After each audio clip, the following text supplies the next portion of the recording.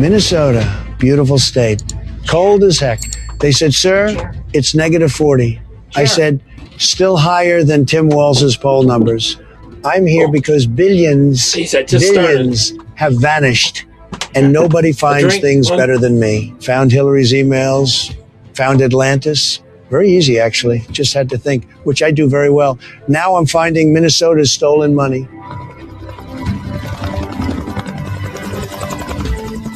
Okay, first of all, Learing, Learing. This is a learning center that doesn't know how to spell learning. And Tim Walz gave them $4 million. $4 million. I wouldn't give him $4 for a dictionary. Hello? Anybody teaching kids in there? Any kids to teach? I see a tumbleweed. There's actually a tumbleweed rolling through the daycare in Minnesota. Mr. President, welcome to Minnesota. Beautiful day. We've been working tremendously hard on this fraud issue. You betcha. Working hard, Tim? The only thing you've been working hard on is losing. You lost 49 states. I didn't even know that was possible in modern times. Well, actually, we lost about 30. Felt like 49. And speaking of losing, you lost $18 billion. How do you lose $18 billion, Tim? I lose my car keys, maybe my reading glasses, not $18 billion. Now, that's not entirely accurate. You know what is accurate? Ilhan Omar's brain is as empty as a Somalia daycare center. Mr. President, we've been conducting audits and implementing new oversight. Audits? Tim, the building is called Quality Learing Center. They can't spell learning, and you gave them millions to teach children. What's next? A hospital run by people who spell it Sir Curry. Look at this place. It's emptier than Tim Walz's list of accomplishments. There's nothing here. Not a crayon, not a toy, not a tiny chair, just sadness and fraud. This is the saddest thing I've seen since Kamala tried to explain what a Venn diagram is, and it probably cost taxpayers $50,000. Believe me, folks. Mr. President, the federal government handles immigration and visas, not the state. Tim, don't start with the federal government thing. You're the governor. You govern. It's in the name. You can't just take a nap while people steal billions. Hey, Tammy, you're on early. You picked Kamala as your running mate, Tim. You're definitely napping. I heard. Oh, the Fed's coming down on the whole Georgia election thing. I got a bit on that stuff. I'm going to play that later in the show, though. I'm going to do all the funnier stuff and other stuff about Somalia and the crazies on the left first. Shouting, is this about it's you. Ilhan, just the woman I wanted to see. Quick question. What's the Somali word for empty building that receives millions of dollars? Is there any word on Wimkin getting their video live streaming back yet? Because you seem to have a lot of those. That's incredibly offensive. The Somali Let me stop you right there. I'm standing in a building called Quality Learing Center, L-E-A-R. Can you spell learning for me? L-E-A-R-N. Great. You're more qualified than this daycare. And they got $4 million. This is discrimination. Discrimination? Against who?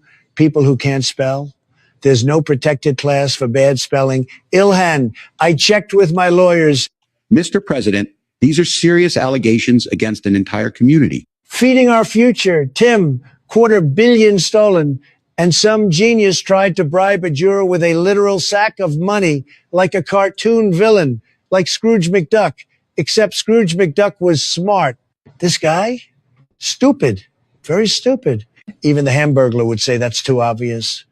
And now I'm hungry. Some of my constituents were wrongly accused. Wrongly accused? Ilhan. They found cash in suitcases, under mattresses, stuffed in vents. One guy bought 3 luxury cars for a food program. What were the kids eating Ferraris? Well, the vast majority of Somali Minnesotans are law-abiding. Then where are they? Where are the kids, Tim? This is a daycare. It should have children. Instead, it has crickets and a sad balloon. See? Even the balloon knows this is fraud. You can't just blame an entire community for. I'm not blaming the community, Ilhan. I'm blaming you and Tim the tampon. You two are like security guards who let the bank robbers borrow the vault key. Here you go. Bring it back when you're done stealing. I had nothing to do with this. Really?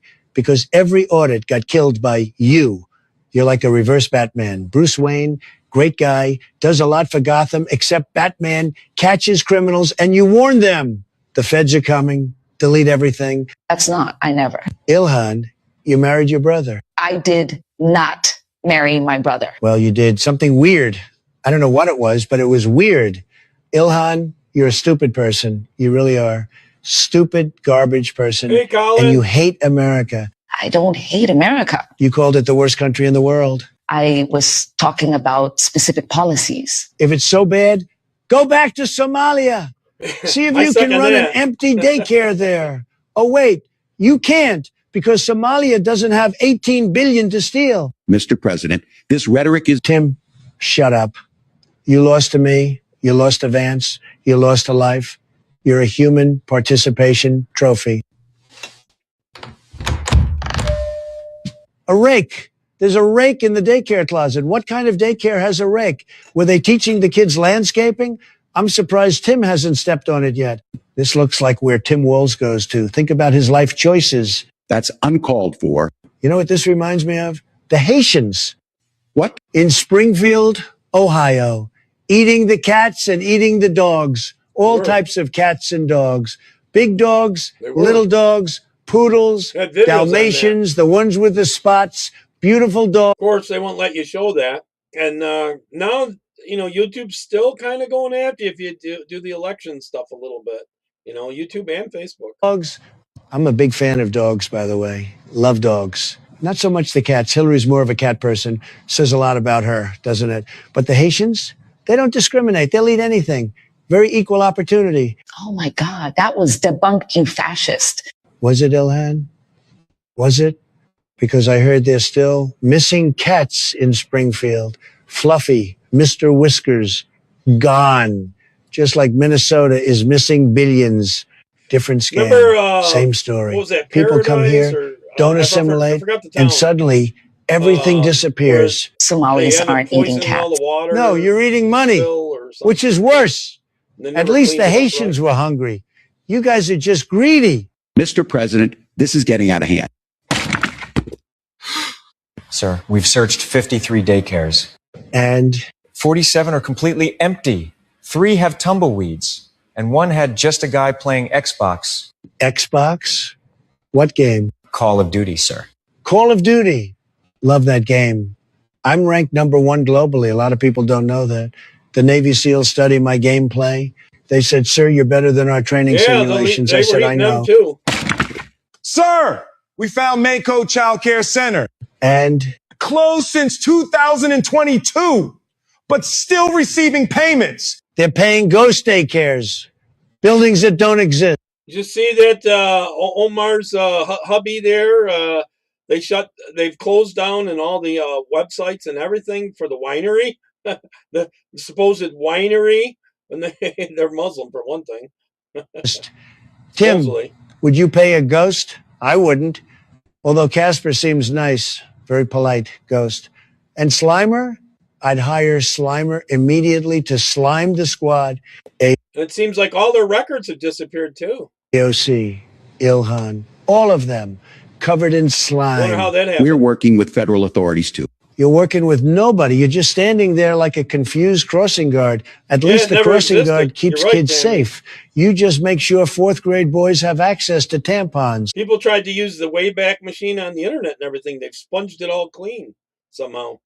Great priorities, Tim.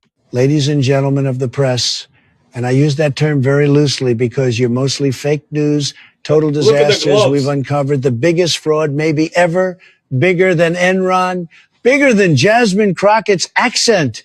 This could be the biggest fraud in history. Mr. President, how much money was stolen? Great question. Billions, billions I bet with a you B, it's- like Barron, I bet you who's doing overall great, it's by in the the way. trillions if you Very count tall, every very state high IQ. over Going to the be last running 4 things soon. years. Some say it's 1 billion. Some say 18 billion. Some winery people never are telling me existed. science hasn't invented a number Yeah. high enough yet. We might need to create new math for this. That's not how it worked. And Christy Nome, beautiful woman, tremendous secretary. doing an incredible job. She told me 50% of the visas in Minnesota are fraudulent. 50. That means half the people here aren't even real. They're like Mr. Snuffleupagus. Remember him? Big Send the elephant other thing half on back. Sesame Street. Nobody could As far see as I'm him. concerned. Or Bing Bong from that movie. We love Bing Bong, by the way. Very sad what happened to him. These people are like that imaginary, but they're cashing real checks. That statistic is unverified. Oh, it's verified, Ilhan. Very verified. Just like it's verified. You're a garbage person. That's right. Garbage. You hate America. You do nothing You see but the food they complain. eat? Oh, You boy. probably even hate Not our America. culture. Ferrera, wonderful actress. By the way, Ugly Betty. She really carried that show. Who Tremendous puts bananas talent. with rice? I But don't know. you just complain. Suppose you could Go eat back it. to Somalia. I am an American citizen. Then act like it. Where's the money? Racist. Why is the building empty? Islamophobia. You've got one trick and it's older than Biden's shoes, which are Velcro, by the way. Can't tie laces anymore. True story. Very high level people told me this. He sits there going, rip, rip with the Velcro.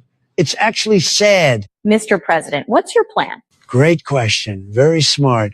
I'm revoking temporary protected status for all Somalis, freezing all federal Amen. child care payments to Minnesota, Amen. and sending the FBI to raid every single daycare. You can't just freeze. Watch me, Tim. I'm the captain now. Great movie, by the way. Even with washed up, low IQ Tom Hanks. Very sad. I'm Needs also a- sending you to Go after Congress all the House election Oversight sites, 'cause Committee We got midterms January to win. 7th. They want to know how Gotta you get this lost straightened out before $18 midterms. billion. Bring notes, tampon. You're going to need them. This is what winning looks like.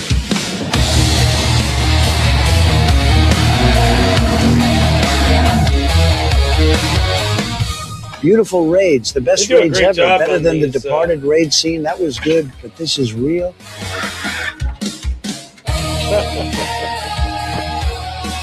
What was that show? Old one. It was Our Gang. It was called Our Gang. It was for all the older people out there that used to be on. It was on TV. I know.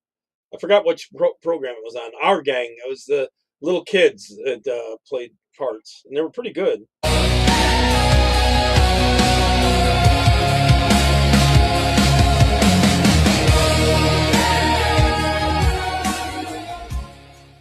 You're destroying innocent lives. Families are scared. Innocent? Ilhan. This building got $4 million. You know what's in here? Nothing. Not even a Vikings poster. They drafted me, by the way, second round. Could have gone first. I've seen more educational value in a porta potty. At least those have instructions. This Broke is already, ethnic huh? targeting. Ethnic Get targeting? it fixed? No. This is fraud targeting.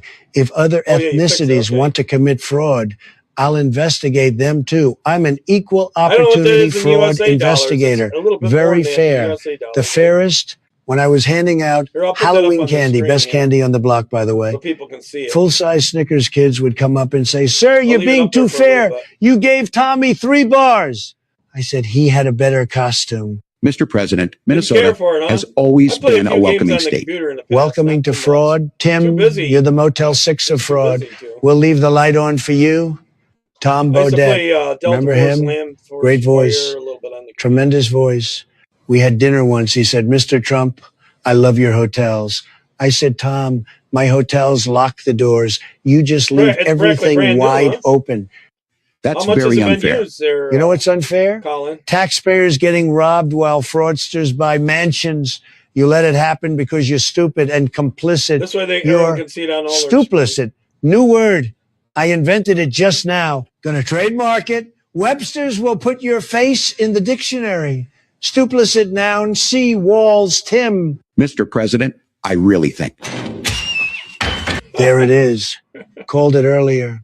I said, surprise, Tim hasn't stepped on it yet. And what does he do? Steps on it. Unbelievable.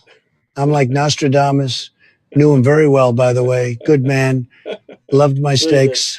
Trump steaks. Said, sir, these are the best That's a lot of steaks hair I've for a ever baby. predicted. This is your vice presidential candidate, America. Can't avoid a rake. Unbelievable. This is ridiculous. You know what's ridiculous, Ilhan? $18 billion missing. Tim, you're testifying January 7th. Bring ice for your face. Ilhan, you're Probably garbage. cost a bit We've to ship it from established England, this. Colin. And to everyone at home, empty daycare, jail, can't spell, super jail. If you're a ghost getting checks, ghost jail. I'm keeping this as evidence. This rake has done more for Minnesota than Tim Walz and Ilhan Omar Probably combined. At least the rake works. Oh, okay. Yeah, these are good, I tell you. All right, I want to show you where the money, about the money. There's a video they've recorded themselves of the money.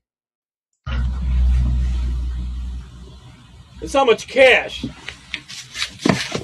and how they bundled it. $100 bills. Brand new in the packages. Don't worry, we repaid for it. That's why inflation's so high. We're handing that out.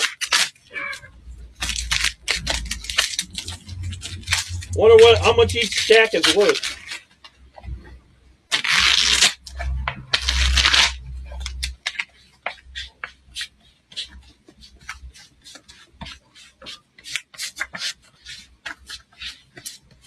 I gotta find that other one to delete it now. Let me get started on something else. I'm gonna put it on. I have something from Karen Kennedy about the fraud or the voting. I should find that one. Oh, I put it in here, didn't I? All right. Okay, here we go. I'm going to get on the fraud stuff a little bit here. Wow. Fulton County, Georgia.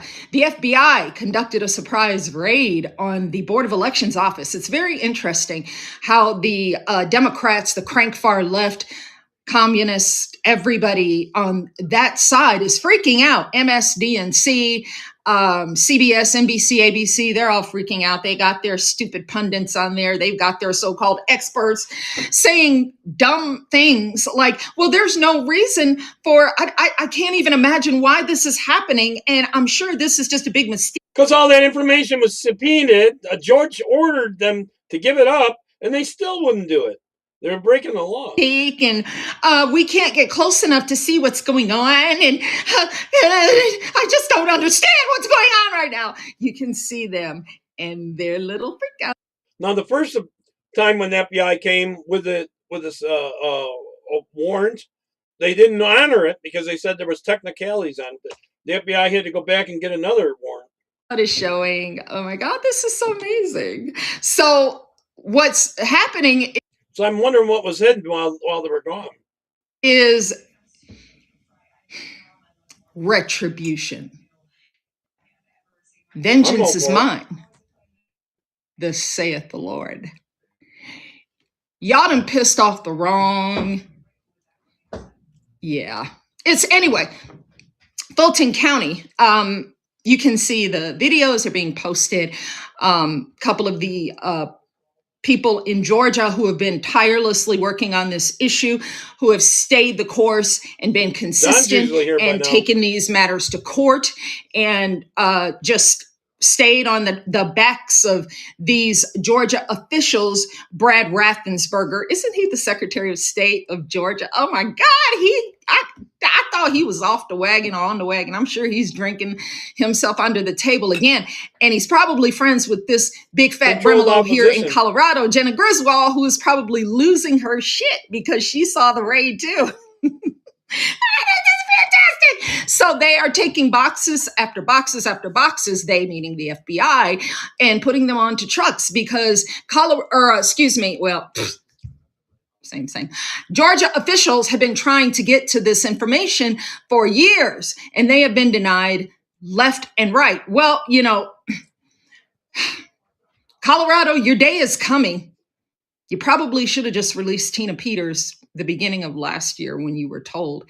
And, things might have gone a little bit different for you, but now you're going to get the full Monty. And I am here for it. I'm very excited about it because you people think that you're untouchable. All of you, from the bottom to the top to the bottom. Y'all think y'all are untouchable. Them clowns who sit on the Colorado State Legislature who are making an ass of themselves every day. But let's stick with Georgia right now. All of these things are culminating at once, if you would notice. So all the black pillars, please stop talking right now and just watch what's going on for a little while and let the president cook. Get out of the kitchen and let him cook. Because none of this would be happening had anybody else been in office.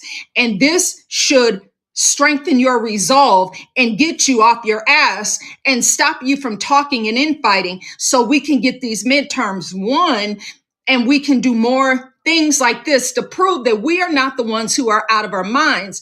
It is the Democrats and the Republicans who sided with them, who profited from this, the biggest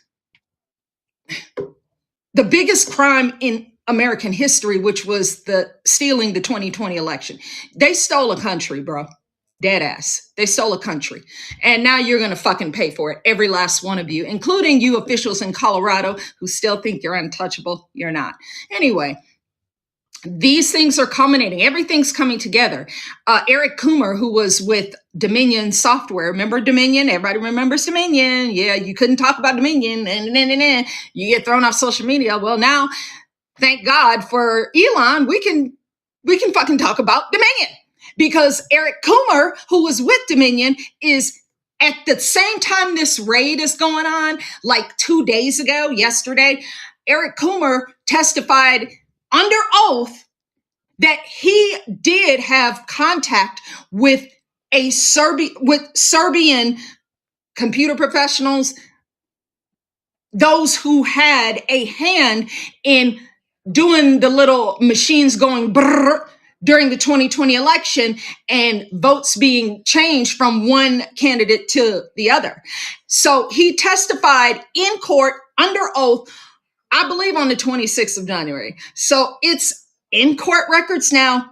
So don't keep, you know what? Any media who continues to say that there's no evidence that the 2020 election was compromised in any way, your monkey ass should be allowed to be sued, because the evidence, once it is followed through with all of these boxes being taken from Fulton County and taken to probably, whoever, FBI, it doesn't matter. Just get it done. Go through every single one of those records and find the truth, because the tally from 0 is supposed to match the tally at the end of the counting, but it hasn't. And that's been the problem. And these wonderful people in Georgia have been begging to get these records for years, and they have been denied. And now the FBI kicked the fucking door in, and you're not going to tell them to turn around. That shit don't work. Note to you, Jenna. Yeah, just telling the FBI to go away. That doesn't. They're desperate to keep that information covered up. Work, even with those ugly little shoes you're wearing. I don't know who dresses you, but it's really something. So now the rest of these states, Arizona, Wisconsin, oh my God, are you guys just excited about what's going on? Because we've been called conspiracy theorists and election deniers for 5 years now. And now we're going to freaking see who's actually accurate in their reporting. And it clearly ain't you. So stay tuned. The best is yet to come. I'll catch up on chat in a minute. I got to play the next video. Here we go. Let's go with this one. I am super happy today. Do you know why? If you know me, you know why. Because Fulton County is finally being held accountable and having to produce 2020 election documents. Okay. Now, we are a long time coming, over 5 years. We've been waiting for this day, but it's here. Oh, happy day. And I would sing if I had a beautiful voice like my husband, but I don't. But oh, happy day. Cannot wait to see the handcuffs that come and the truth to come to light. All darkness. I was playing something earlier. It turns out, Benny Johnson I'm going to play that a little bit later. Benny Johnson was talking about it turns out that Maduro, now that they got him in jail, he's talking like a canary, I guess. And he was talking, he was confessing to all the stealing of elections and stuff and how they were doing it. So that's why that's all coming out. Thanks. Can you cite us some examples of evidence of fraud that is in the public record? Not something that you have investigated and uncovered, but any other evidence of fraud? Well, the evidence of the counterfeit ballots that we talked about earlier. Again, these were mail-in ballots that weren't folded from being mailed. They were not on the correct paper stock. They were not marked with a writing instrument. They were marked with. My son used to play that football one with the EA Sports, and I think basketball. Was it basketball or maybe baseball? Toner, according to senior poll managers who have sworn affidavits in court cases right now. They testified that they were marked the same way down ballot for dozens in a row. That's clear evidence of fraud in the 2020 election that was known before January 3rd. In fact, it was known before December 3rd. There were 100 of those ballots, correct? No one knows how many ballots were because we've spent 3 years in court Andy, trying to find. If I get cut off, it'll be them bumping me off. Get those ballots, public record. We actually appealed our case to the Georgia Supreme Court. We won the case in the Georgia Supreme Court. They don't like you talking about election fraud because they call it misinformation. They declared that we had standing all along, and the Superior Court judge had made a complete error.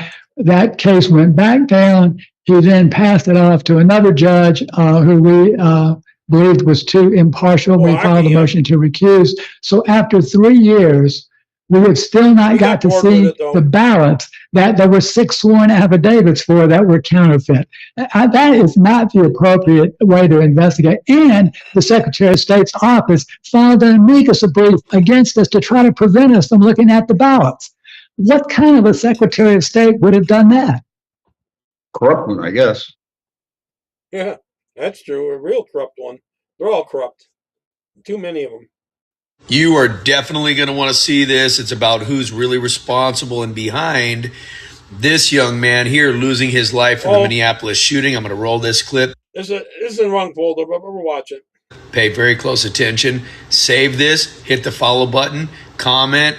And let me know what you guys think. Here it is. I'm your Common Sense Gay, and today we had yet another tragic shooting encounter between a man and ICE. Let me tell you who's responsible. It is activist organizations like the Solution Project, headed by Mark Ruffalo. And now I have found out Defend 612 is also tied to members of the Minneapolis city government. They are militarizing people like him to go out and obstruct law enforcement. Let me tell you something. If you were blowing whistles and surrounding cop cars and had a gun, the same thing would happen with police officers. We've talked about Defend 612 before and how they are funded and have a financial sponsor of the Cooperation Cannon River Project, which is basically a shell corporation which receives money from the Solutions Project, which is headed by Mark Ruffalo. They put out documentation like this, making people mini ICE cops, I guess. This is what I'm saying. You're putting civilians in harm's way and militarizing them. Here you have the instructions of what to bring when you're on an ICE patrol, including your whistles, which you will hear in all of these videos. And all of this documentation refers to the people participating in this as observers. Let's listen to the video of the encounter that happened today. We're not listening to the full thing. We don't need to see it again. But let's see what the other protester or observer said. Notice the whistles, the chaotic scene.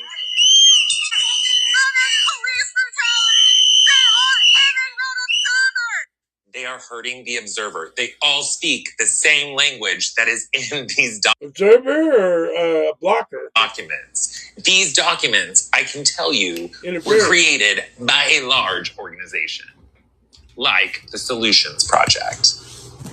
Leave it to the liberals. Someone always has a big mouth. Dan Engelhardt of the Park Board has a project called Defend 612. So I went to look him up. But when you hit the Minneapolis Parks website, for some reason, you get this giant warning saying, if you encounter ICE, report it immediately to Minneapolis Parks. I'm sorry, in what world is this okay? And it goes higher than the Parks Department, by the way. It goes to the president of the city council. He's next. Commissioner Engelhardt is the one and the ringleader behind Defend 612. We finally know. Here he is. There you go. I have also found one of the leaders of Defend 612 is none other than Elliot Payne, the president of the Minneapolis City Council. Elliot Payne is the council president. Yes, I had to traverse into the deep blue abyss of blue sky for this, but here he is with State Senator Doran Clark of the DFL, which I think at this point almost should be considered a terrorist organization. So a sitting state senator is supporting a militant organization like Defend 612, which is putting citizens in harm's way. Good job, Doran Clark. Good frickin' job.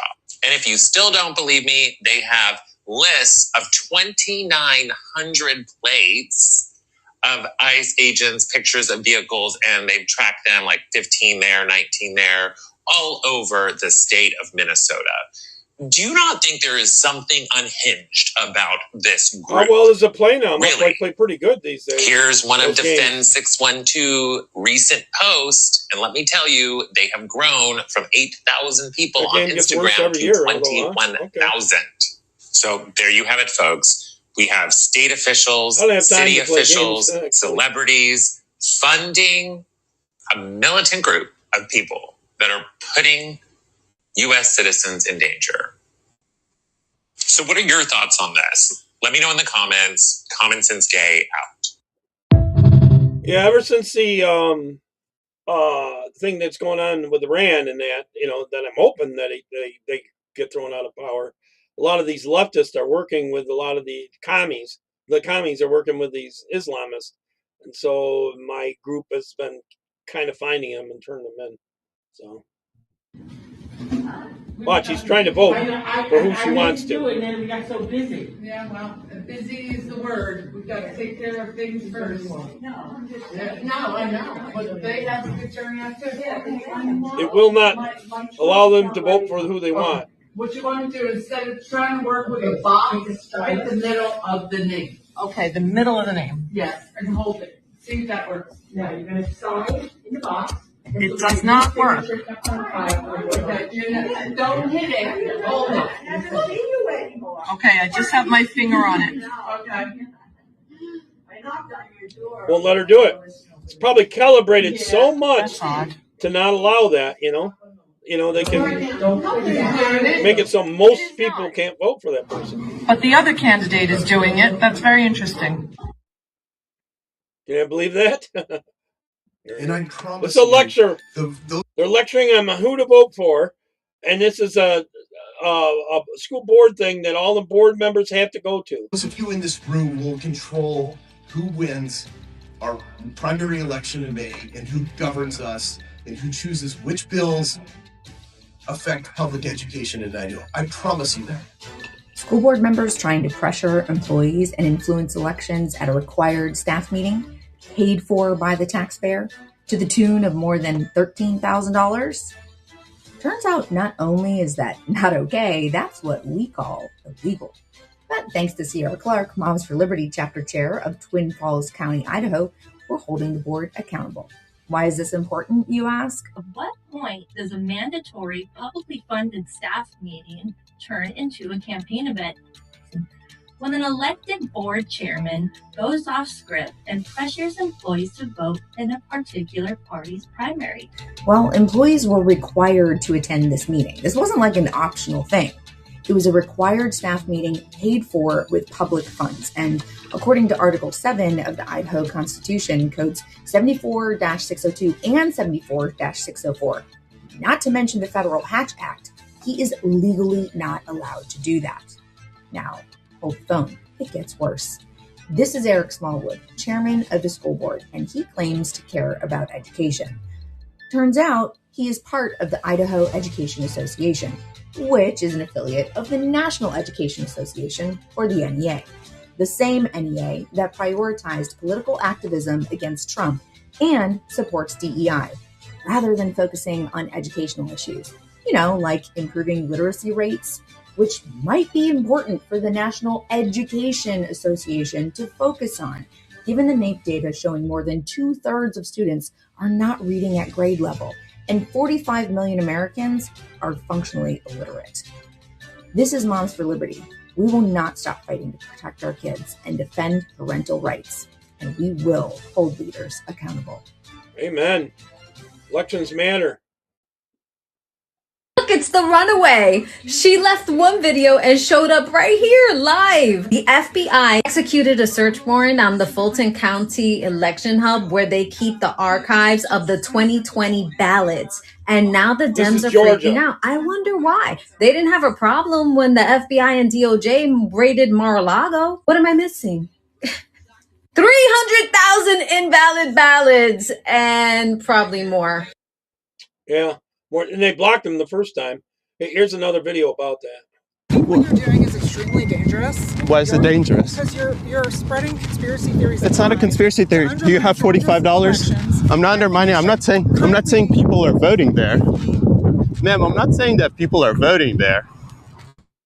I'm not saying people are voting there. I'm saying people are currently registered to vote there. We went around Fulton County the last few weeks and we see that people are currently registered to vote in places like empty lots, homeless shelters that closed 10 years ago. What would you do if you become Secretary of State to address that? I'm not going to reply to conspiracy theories. It's not conspiracy. It's a current. You can currently go on the voter rolls, purchase them for $45, and go there with us. We will gladly. She's part of the whole election steal in 2020. Take you if you want to go to. I appreciate what you're saying. I'm not going to respond to conspiracy theories. How is that a conspiracy theory? It's an active voter rolls. If you're going to be running for Secretary of State, you're in charge of maintaining the voter rolls. Don't you care about if people are registered to vote from empty lots? Questions. I appreciate it. I've got to. Do you think it's a conspiracy theory that people are registered to vote from empty lots, though? Well, I have the ability to go wherever I want to. People are currently registered to vote in empty lots, Commissioner. And if you're going to run for Secretary of State, aren't you going to at least take a look at that? She was head of the voter thing. It took me $45 to purchase the voter rolls. You can do that as well for the Fulton County. You can see that people are registered to vote from empty lots. They're registered to vote at a MARTA bus station. Are you not going to do anything about that? You're just going to call that conspiracy theories again? We have exact addresses that you can go to right now. 205 Elm Street Northwest. It's an empty lot. You can go there right now and see it for yourself. Do you not care about that? Plenty of other places as well. You're an elected official and you don't want to address that?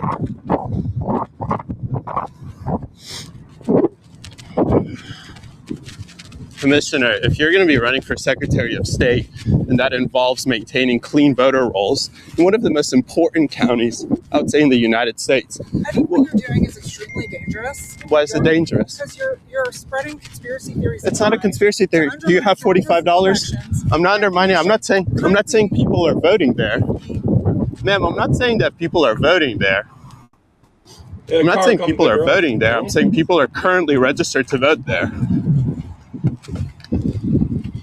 Jason, right? People are currently registered to vote there. We're not saying people are voting there, Commissioner. We're saying clean the rolls. A little guilty? Jason, so she said that it's a conspiracy theory. Let me actually. They're like worms, you know. Hey guys, I have an election update, and you're going to want to share the hell out of this one.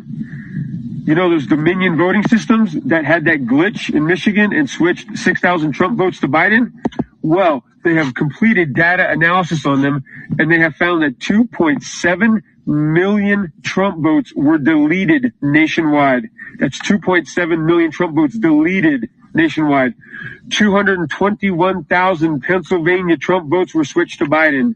That's 221,000 Trump votes switched over to Biden. 941,000 Pennsylvania Trump votes were deleted out of the system. And 435,000 votes nationwide were switched from Trump to Biden. So, folks, have faith. Just give it some time. We all knew this was going to be a Trump landslide, and it didn't add up. So let's just be patient and see how it goes, and share this one. It's being deleted off of Facebook. It's affecting YouTube. Yep. This is a highly contagious virus between humans, and it's often deadly. Here we go again. They're claiming that India's got this virus and break out in Asia. They're going to try to do this crap again. The 2 cases of Nipah virus were detected in India in the state. It's about the ballots being, they're trying to change things, the ballots in Georgia. Of West Bengal, but there are concerns the outbreak could spread.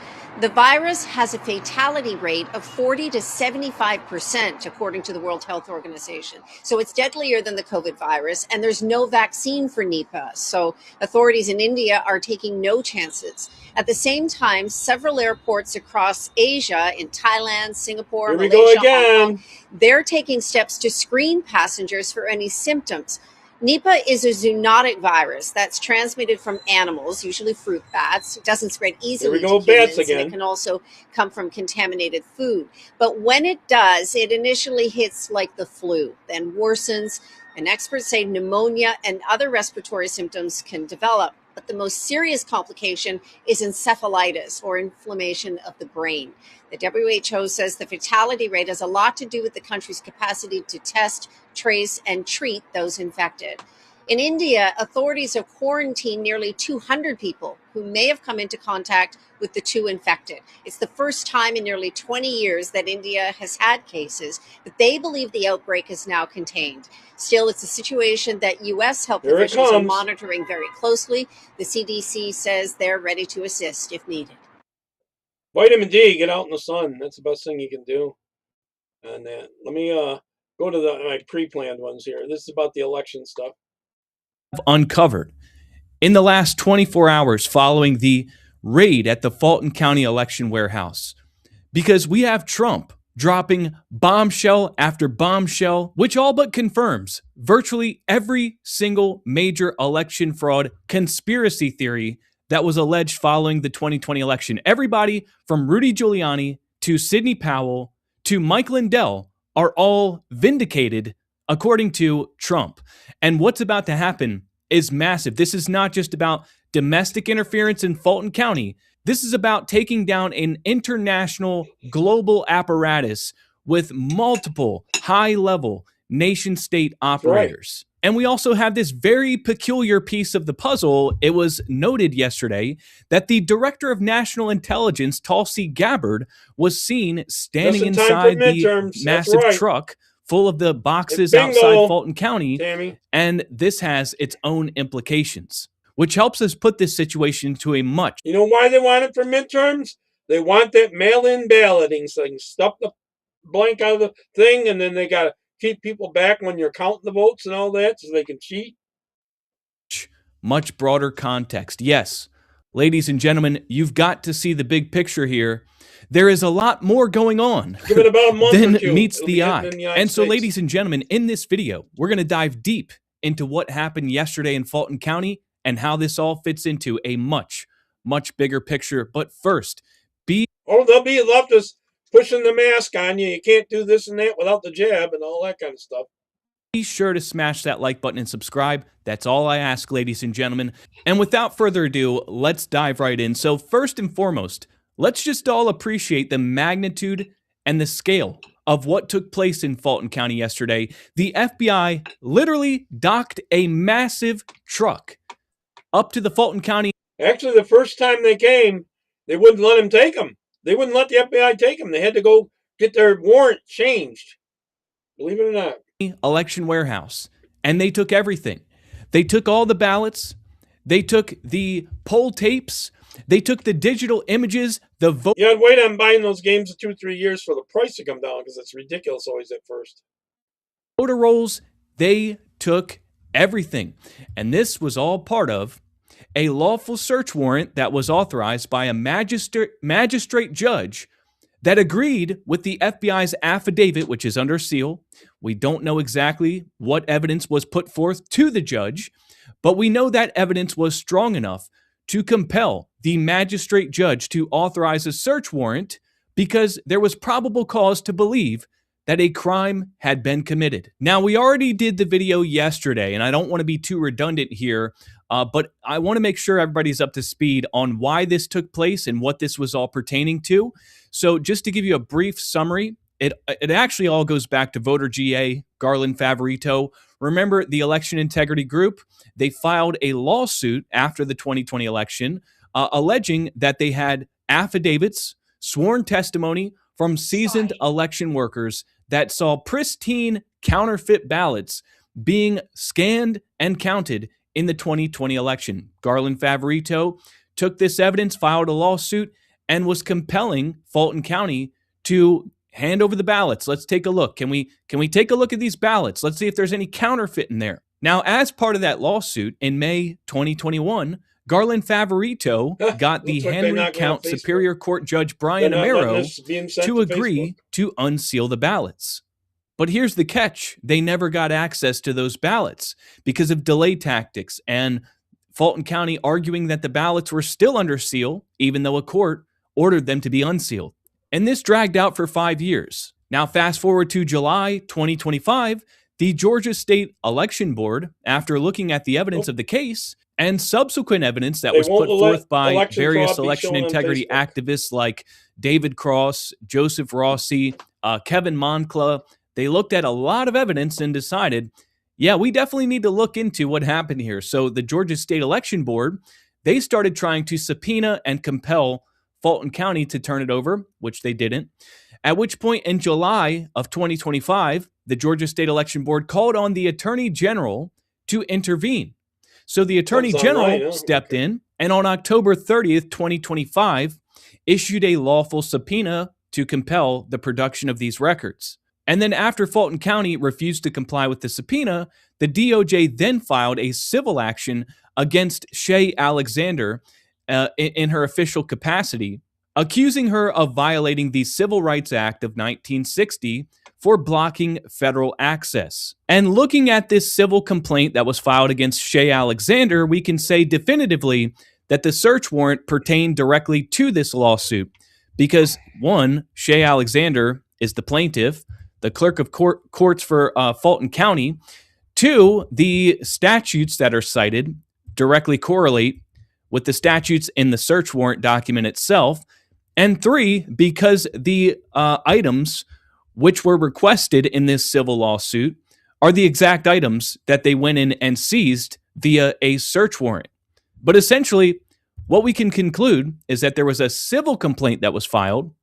Watch what salt does to your knees. Sorry about the ads. Why does Grandpa yell, ow, ow, ow, every time he bends?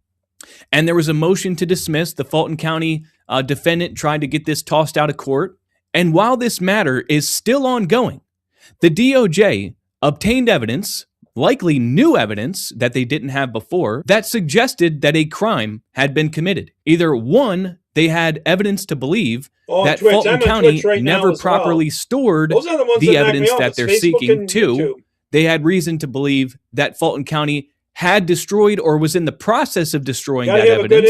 Or three, they had reason to believe that outright fraud had been committed in Fulton County. And they took this evidence to a magistrate judge separate from the civil suit and said, hey, look, this is what's going down. They're not complying. We have reason to suspect that a crime's been committed. Give us permission to go and kick in a door and take what we need. And the judge saw the evidence in the affidavit, which is under seal, and said, yeah, it does look like a crime has been committed.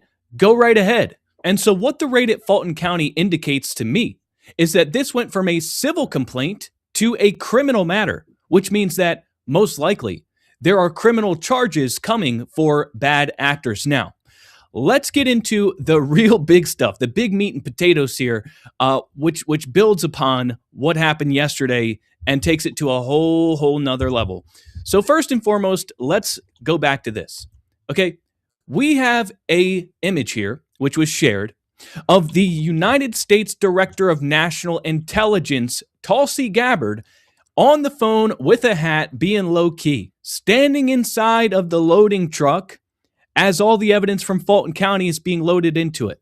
Now, why is this peculiar? Why is this strange? Well, because Tulsi Gabbard is the Director of National Intelligence Okay, she oversees all the intel agencies, including the CIA and the NSA. And what business would she have regarding a domestic matter about paper ballots in Fulton County, Georgia? Why would she be there unless they're in pursuit of something much I'm hoping this goes somewhere and we get real elections.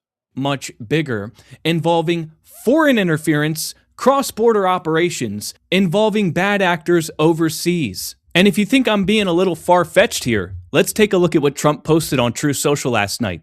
This was shared on Trump's official account on Truth Social. He reposted a tweet from the Skiff. The Skiff says Maria Zack testified about the stolen 2020 election operation connected to Obama when he diverted $400 million from the infamous pallets of cash sent to Iran, funneling through the Dubai embassy to operatives in Italy and Merrill Lynch in Geneva, Switzerland. In return, Italian officials keep Islam going. He wanted to promote Islam and all the attacks. They wanted to, he's part of wanting to overthrow America. At Leonardo SPA used military satellites to help hack U.S. voting machines, flipping votes from Trump to Biden, using CIA-developed tools like Hammer and Scorecard, along with numerous other methods of fraud and manipulation. China reportedly coordinated the whole operation, providing the tech, backbone, and bribes to corrupt Americans. The CIA oversaw it, the FBI covered it up, all to install Biden as a puppet. This is the global election fraud cartel and the real threat against American democracy and the rest of the world. Trump is giving a wink and a nod to one of the most wild election fraud conspiracy theories that there was. Italygate. Do you guys remember that?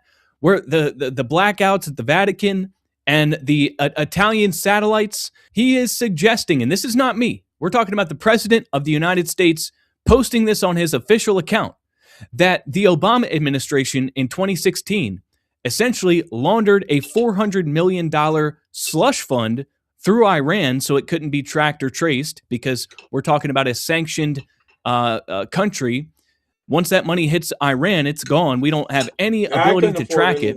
Then it was funneled to a European slush fund to finance the crime in 2020. Now, the Italygate conspiracy goes that an Italian defense contractor allegedly used military satellites to beam down the hacking commands from Rome into the United States via the machines. Now, the weapon on the ground is the machines, which have back doors which allow this type of hacking. And we're saying that the CIA provided the Hammer and Scorecard software, the algorithm that was used to manipulate the machine. So it goes like this. You have the Hammer, which is this gigantic CIA supercomputer. You have the software, which is Scorecard, which is like the algorithm. And this was provided and used and projected through Italian satellites to the Dominion machines to manipulate the outcome of the election. We have $400 million going to Iran, being laundered through a European slush fund, and then China was the one that orchestrated the hit. That's what Trump is sharing on Truth Social. By catching Maduro, he's found the whole network. And all but alleging that's what happened, guys. This is insane. And even with the Dominion machines, we were outvoting the machines. They had to still stuff the ballots. You may have some more questions here, okay? So how does Fulton County and Ruby Freeman and the water main break and, you know, the truckloads of ballots that arrived in Pennsylvania, how does all that fit into this? Because that was the question that I had when all of this stuff was coming out way back then. And I basically dismissed it because I was like, there's enough fraud domestically. We need to focus on that because it's easier to prove and it makes more sense. And I just kind of dismissed all the foreign interference stuff. But now it all makes sense. Here's how it went down according to the theories and according to Trump, who's validating that this is the case. So remember what Sidney Powell said, and she was called crazy for this. She was disbarred over this. She said that Hugo Chavez originated the Smartmatic software, which was then used around the world. They should give her her law license back. To rig elections. And she said there was an algorithm on election night which was supposed to rig the election for Joe Biden. But what happened was Trump received so many votes Exactly. that he broke the algorithm. He broke it. And it wasn't enough to overcome the amount of votes that were coming in for Trump. We all voted they're cheating. So then what happened is, let's remember, they stopped the count in all the swing states. You had the water main break in Atlanta. You had it happen in Maricopa County. It happened in Wisconsin. It happened. They had a cheating backup plan. In Michigan. It happened in Pennsylvania. All the swing states simultaneously stopped counting, and then truckloads of ballots start showing up. Ruby Freeman stays overnight, working overtime, running duplicate ballots through the machines, and it happened in each major swing state to bring up the totals so that Joe Biden won by just a razor-thin margin. And so what appears to be the case is that there was foreign interference and domestic interference, because let's think about it. If you had a machine algorithm, well, you'd have a problem because the actual paper ballots would not match the totals alleged by the machines, the certified results that the machines produce. If anyone were to look under the hood, they'd see there's not enough ballots here, or they'd see these totals don't actually match what the machine said. So the game is they have to then backfill to make sure everything matches. They were, basically trying to create votes on the spot that they didn't account for previously. They had sort of a plan B in place, a contingency plan in the event that they needed to pull the ballots out from under the suitcase. They were there in case they needed more. And so in the case of Fulton County, Georgia, the problem that they have is that you had sworn affidavits from seasoned election workers that saw ballots that looked counterfeit. These are supposed to be absentee ballots, meaning they were supposed to be tri-folded into an envelope. And for some reason, there's thousands of them that are not only pristine, meaning they were never folded, which means they couldn't have been sent through the mail or have ever been in an envelope. And they also look to be identical, as if to say these. Now, Colin, over in England, do they keep you from playing a lot of those shoot-up games because they don't like guns or something? Will they let you play those games, the shooting games? Ballots were like copies of legitimate ballots. And so if anyone were to ever get a hold of these ballots and take a look, they would see that there's something wrong with these. They don't appear to be legitimate. And so I want you to understand that the Director of National Intelligence in the Trump administration has in their possession classified information regarding. They also went and used wrong size papers that wouldn't count the ballots, right? Like a half inch or quarter inch too small. I think it was half inch or maybe even an inch too small of paper. So you run them through the machine and wouldn't count them. And they were doing that in Republican areas. Foreign interference, and the FBI just kicked in a door and seized the evidence of the domestic interference which coincides with the foreign interference. And don't you think the timing of all this is a little bit strange, considering the fact that Delta Force just went over to Venezuela and captured Nicolas Maduro, who's central to the entire apparatus, and perhaps he's singing like a canary and cooperating with the Trump administration to give up the goods regarding the Dominion Smartmatic voting software. And probably because they were talking about the death penalty. And this system implemented around the world. Oh, and by the way, I don't know if you guys saw this, but just recently, Eric Coomer, the Dominion voting employee, admitted in sworn discovery that he actually met with foreign nationals to discuss voting equipment, discussed vote adjudication software with foreign employees, discussed election system code and programming at a code-based level with foreign employees. And these are his admissions in a court of law. This just came out. We have a Dominion voting systems employee admitting that he actually met with foreign countries to discuss voting equipment and software coding at a base code level and all this stuff. This just came out in court. So there's so much stuff going on, guys. And so I think it's safe to say that the riggers are really panicking right now. They're shaking in their boots. They know accountability is coming. They know that Trump has their number. That's why you see the freak out over Fulton County right now. And the people that had their lives destroyed were disbarred, jailed, called crazy, conspiracy theorists, kicked off the internet, they should be able to get their license vindicated back. And are about to be proven to be right. And ladies and gentlemen, we should have known that this was coming. Day 1, month Sorry 3, about the ad. month 6, forever. These 4 milestones represent because Trump actually knows what he's doing. And for those of you that doubted and called me crazy and said that I'm just, peddling hopium and being too optimistic, well, I want to play a video to close this video out. So I'm going to leave you with this. This was posted on Trump's True Social page once again. But before we go, be sure to like and subscribe, turn the bell notifications on, and if you want to support the channel, you can do /Nick and save up to 66. The election was rigged and stolen. Do you remember all the bullshit stories people told you about how the fraudulent election would be overturned? Do you remember the symbols of tyranny when fences went up around D.C. for Joe Biden's inauguration? Do you remember watching fuel and food prices skyrocket in a matter of months? Do you remember watching our borders being invaded by a virtual army of unidentified criminals? Do you remember watching our nation get systematically destroyed for 4 years by the Joe Biden autopin administration? Do you remember longing for the days of winning when we had Donald Trump in the White House? Do you remember thinking he was going to die when the bullet aimed at his brain only grazed his ear?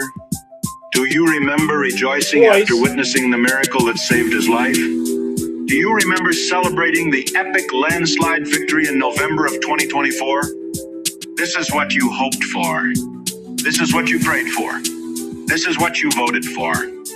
So why are you questioning every decision he makes now that he's back in office? God didn't save his life so he could make mistakes. He knows what he's doing. Maybe it's time to shut the fuck up and let him cook. This has been a public service announcement paid for by the Dilly Meme team. Okay, this is kind of cute to start of it. This is from Benny Johnson, a clip from him. So stupid. Take a breath and answer me. Just because you are shaking and have an attitude, it doesn't impress me. I tend to watch him Don't almost be every day. smart with me. Straighten up your Why attitude. me eating at the same time?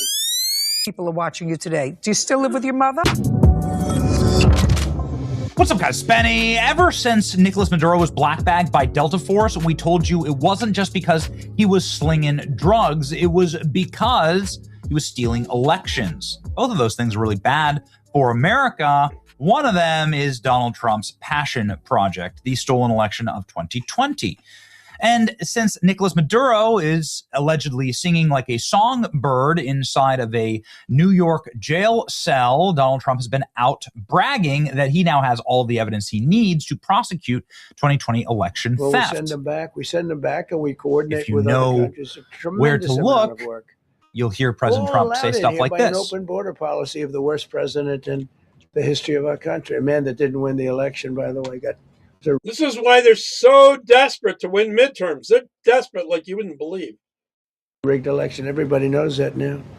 And by the way, numbers are coming out that show it even more plainly. We caught him. We caught him. Says President Trump. We caught him as he takes the evidence and literally throws it in the face of reporters at the White House. President Trump, separated by days later, says ocean. this. It's a war that should have never started, and it wouldn't have started if the 2020 U.S. presidential election weren't rigged. It was a rigged election. Everybody now knows that. They found out. I went People down there will soon be on, prosecuted for what they did. It was December 18th, 2020, and was part of the protest and recording and going live and all this and that. And YouTube took all that down. They took all that down. YouTube, Facebook, all of them. People will be prosecuted for what they did. A reminder that Tulsi Gabbard, who is on the ground right now in Georgia at the Fulton Election Center, had this to say to Donald Trump about her investigation. Evidence of how these electronic voting systems have been vulnerable to hackers for a very long time and vulnerable to exploitation to manipulate the results of the votes being cast. Manipulate the results of the votes being cast. Well, that is exactly what happened in Fulton County, Georgia, where nobody's quite sure how the votes or the tabulators worked. They've never been allowed to be inspected. You've never gotten a chance to actually look at all the ballots. And now the FBI has conducted a full raid of the Operation Center Hub in Georgia at the exact same time. Ooh, man. That a man who was in charge of Dominion voting systems admits in sworn testimony that he met with foreign nationals to discuss Dominion equipment, discussed I vote forgot what I said, adjudication software Colin. with foreign employees, discussed election systems, codes, and programming at code-based level with foreign employees. These are not allegations. These are his own admissions sworn to in federal court. You can see the documentation here. And what does this lead to? Well, if you put them all together, what you'll find is that everything that was told to you about the 2020 election was a lie. Ex-Dominion voting system executive Eric Coomer admits under oath in this deposition that he is discussing voting equipment adjudication software source code with foreign nationals, including Serbians, who could remotely troubleshoot in Denver You missed offices. most of the This contradicts years FBI of stuff. Dominion denials of foreign involvement in U.S. elections. Now, what we've heard, and why I think this raid is going on, and why Tulsi Gabbard, here's a photo of Tulsi Gabbard, why Tulsi Gabbard is involved, is because these voting systems were connected to servers that were international, that could be hacked by international countries, by countries other than the United States of America, and that our elections were hacked.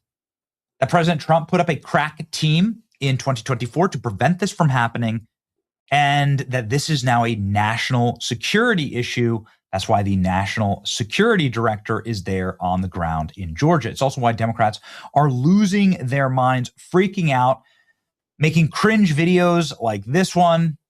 Like, what is wrong with this lady? Like, I don't get it. She looks like Paddington Bear, Al Sharpton. I don't know. But everyone is freaking out over whatever's happening. And here's what's happening. Some people Everyone might be flips going out to jail for real. when Tulsi looks at things because they know that she will dig down to the truth. Tulsi Gabbard's presence at the raid in Fulton County, Georgia is very significant. Gabbard laid out evidence of treasonous conspiracy against Donald Trump. Today's events show that 2020 election was part of that grand conspiracy investigation. What was the role of the CIA, the FBI, Obama? We have proof of interference, Biden laptop, and so on, but it's getting bigger. Tulsi Gabbard's involvement in the FBI raid in Fulton County suggests, if there was any doubt, that this story is about to get really, really. They told you America Sorry about the invented ads. slavery. They told you the Indians were peaceful. Crazy. They run for So like what are you going to 3 see? seconds, something like that. Well, I think that all these things are happening for a reason. Yeah, there's too many. I think that they're all happening at the same time. Things happen slowly and then very, very quickly. For anyone who hasn't seen this old documentation of Eric Coomer from Dominion, he used with Sequoia, he was blatant talks about transmitting data from their machines through wireless modem into the vote tallies, updates, changing voter rotation representation. These machines were specifically designed for fraud. What more do you want? Many people have suggested that millions of Trump's votes were deleted nationwide or were flipped. Batches of hundreds of thousands were changed and rigged via these systems. Nicolas Maduro gets arrested, and now suddenly you have the executives pleading out that they were working with foreign actors. My sources inside the administration say pretty plainly that there's something big going on here. And that Donald Trump worked really hard in 2024 with a team that included Elon Musk, but senators and other really smart crack agents. Yeah, I think they stole Carrie Lake's election both times. They were desperate to keep her out as well. Inside and outside of the national security space in order to prevent another theft of the election. And what they ended up doing was shutting down these systems abroad. What they ended up doing was shutting down the vote tabulation systems that went internationally and could hack our elections. This was a major Elon Musk project. So what's the FBI getting right now? They're getting piles and piles of ballots, hundreds of thousands of them that allegedly are fraudulent. This is what this raid in Fulton County looks like. They backed up massive trucks to the election center and they took out the ballots and they took everything. I mean, the warrant that they got was Unbelievable. It was a criminal warrant that says you can seize everything. You have criminal cause to seize everything. It wasn't a search warrant. It wasn't a subpoena. It was a criminal. Does anyone know when Wimpkin's live streaming is going to be back up? Has anyone heard anything yet? Warrant. FBI executives search warrant. Fulton County Election Center seizing contentious 2020 election ballots. For 6 years, the public has not been allowed to inspect these ballots, 150,000 of them. Sworn affidavits say they are counterfeit. This is a 20-year election official saying pristine ballots that had difference in texture of the paper with a different feel and no markings, and approximately 98% for Joe Biden. Hundreds of ballots with no folds or creases, perfect blank bubbles, all for Biden. Another Georgia Democrat, all had perfect black bubbles, all were for Biden. I heard Biden over 500 times in a row. Also, there was someone that was saying that the dots that were, when you have that little circle to fill, it was done by a printer. It was the type of ink was done by a printer, not something that comes out of a pen or a marker. So there you go. Is that what they're going to find? Here's Rudy Giuliani sharing the photos of this operation. Pretty significant. I mean, this is heavy work. Heavy work right here. Look at that. They're bringing it in. And Tulsi Gabbard was physically on the ground. From Rudy, FBI sees the 2020 election ballots. Deputy Director of the FBI was there. Tulsi Gabbard was there. The FBI Mobile Command Center was set up outside of the election warehouse. Transport trucks were brought in to receive the ballots. Remember, Biden only won Georgia by 10,000 votes. Fulton County admitted to certifying 300,000 fraudulent votes without poll signatures. The truth will set you free, says Rudy, who lost a lot, by the way, in all of this. Oh, money-wise, they put him in jail. Enemy number one, this side of Trump. They put. So I guess we'll see. If you ran a fair election, why freaking out? Why are so many libs losing their minds if this election was free and fair? What? Anybody? Why would they be losing their minds if we're just checking their homework on the most secure election ever? That Joe Biden got all these legitimate votes. Good question. The Democrats are lying when they say stuff like that. It's a total opposite of whatever they're saying, pretty much. It's gaslighting. This is about Carrie Lake here. Now, she recorded, or someone recorded, I don't know if it was actually her, recorded a phone call between them when they were trying to force her out of the race. And this was another Republican talking to her, Rhino, trying to keep her out of the race. Now, I think this was when she was running for governor instead of senator. Is there a number at which I can be bought? not be bought? That's what it's about. You can take a pause for a couple of years. No. And then go right back to what you're doing. No. 10 million, 20 million, 30, no. A billion, no. They wanted to pay her off to get out of the race. This is not about money. This is about our country. So they rigged I think that it's election. disturbing that they would even, that anybody would think this is. No, to be fair, even me, I'll say this. I want a fresh face right now for the reason that I've never seen anyone. I can't think of a single person in a federal race who lost, like I said, Hawkins ran in and won. I can't think of it. If you can think of it, let me know.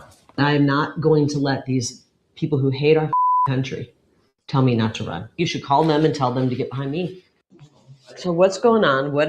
I'm assuming this is our friend. This is back east. There are very powerful people that want to keep you out. I know they do. But they're willing to. Very powerful people. I wonder who that'd be. Put their money where their mouth is in a big way. So, this conversation never happened. This is crazy, though. They should want me. I'm a great candidate. People love me. These people are corrupt. I would have voted for her if I was in Arizona. Maybe you're right. They are right. They are corrupt. This is a wrap. Don't go. Do me a favor though. I let myself know. This, if you say no, which is fine, it's your choice. Don't tell people. They're gonna try to have me murdered. Not either. Today's world, man. If that stuff that came out last week is right about the cartel stuff, they say the cartel's operating in 50 states right now, like all 50. You know? So what And voting for those leftists, then you're not going to get all the cartels out. You're going to have to vote for American First people. What's going on? Who is it? What? Forget the who. Let me just tell you the what. You won't give up the names. He should be called in for questioning. Let's just say there are people calling around saying, yeah, gosh, no, you can't repeat this. Never repeat this. If you say no, don't. I second that, Tammy. Yeah. Don't use it. Absolutely did. To get things done. Both times. Here's my especially problem. the first time. Rather than just say, let's work with her, she's a great candidate, because they don't own me, and it pisses me off. Yeah, I don't know. It's about ownership. We wanted to control her. It's about control. I don't know. It's about control. Yes, it is. It's about being on the team. I guess that's it. You know what I mean? They want to be on the team. They want you to be on their team. But Just team. You know? But if they're pushing a globalist agenda, I can't do that. So what do they want? What do they want me to do? They want you to stay out for 2 years. But I'll tell you what I can offer you. But talk about slimy politicians. You do whatever you want. It's talking head, isn't it?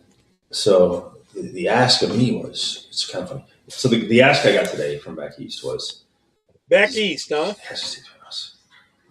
Is there any companies out there or something that could just put her on the payroll and give her to keep her out? And I said, put her on the payroll, huh? Like a lot of them, those that get consulting jobs after the fact, after they've gotten to power and done all the stuff for them. well, what do you want them to do? Like, whatever we need to do.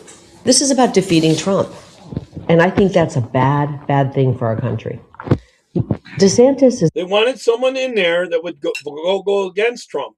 Is not America First. Either governor or senator. This is about the final death blow to Trump.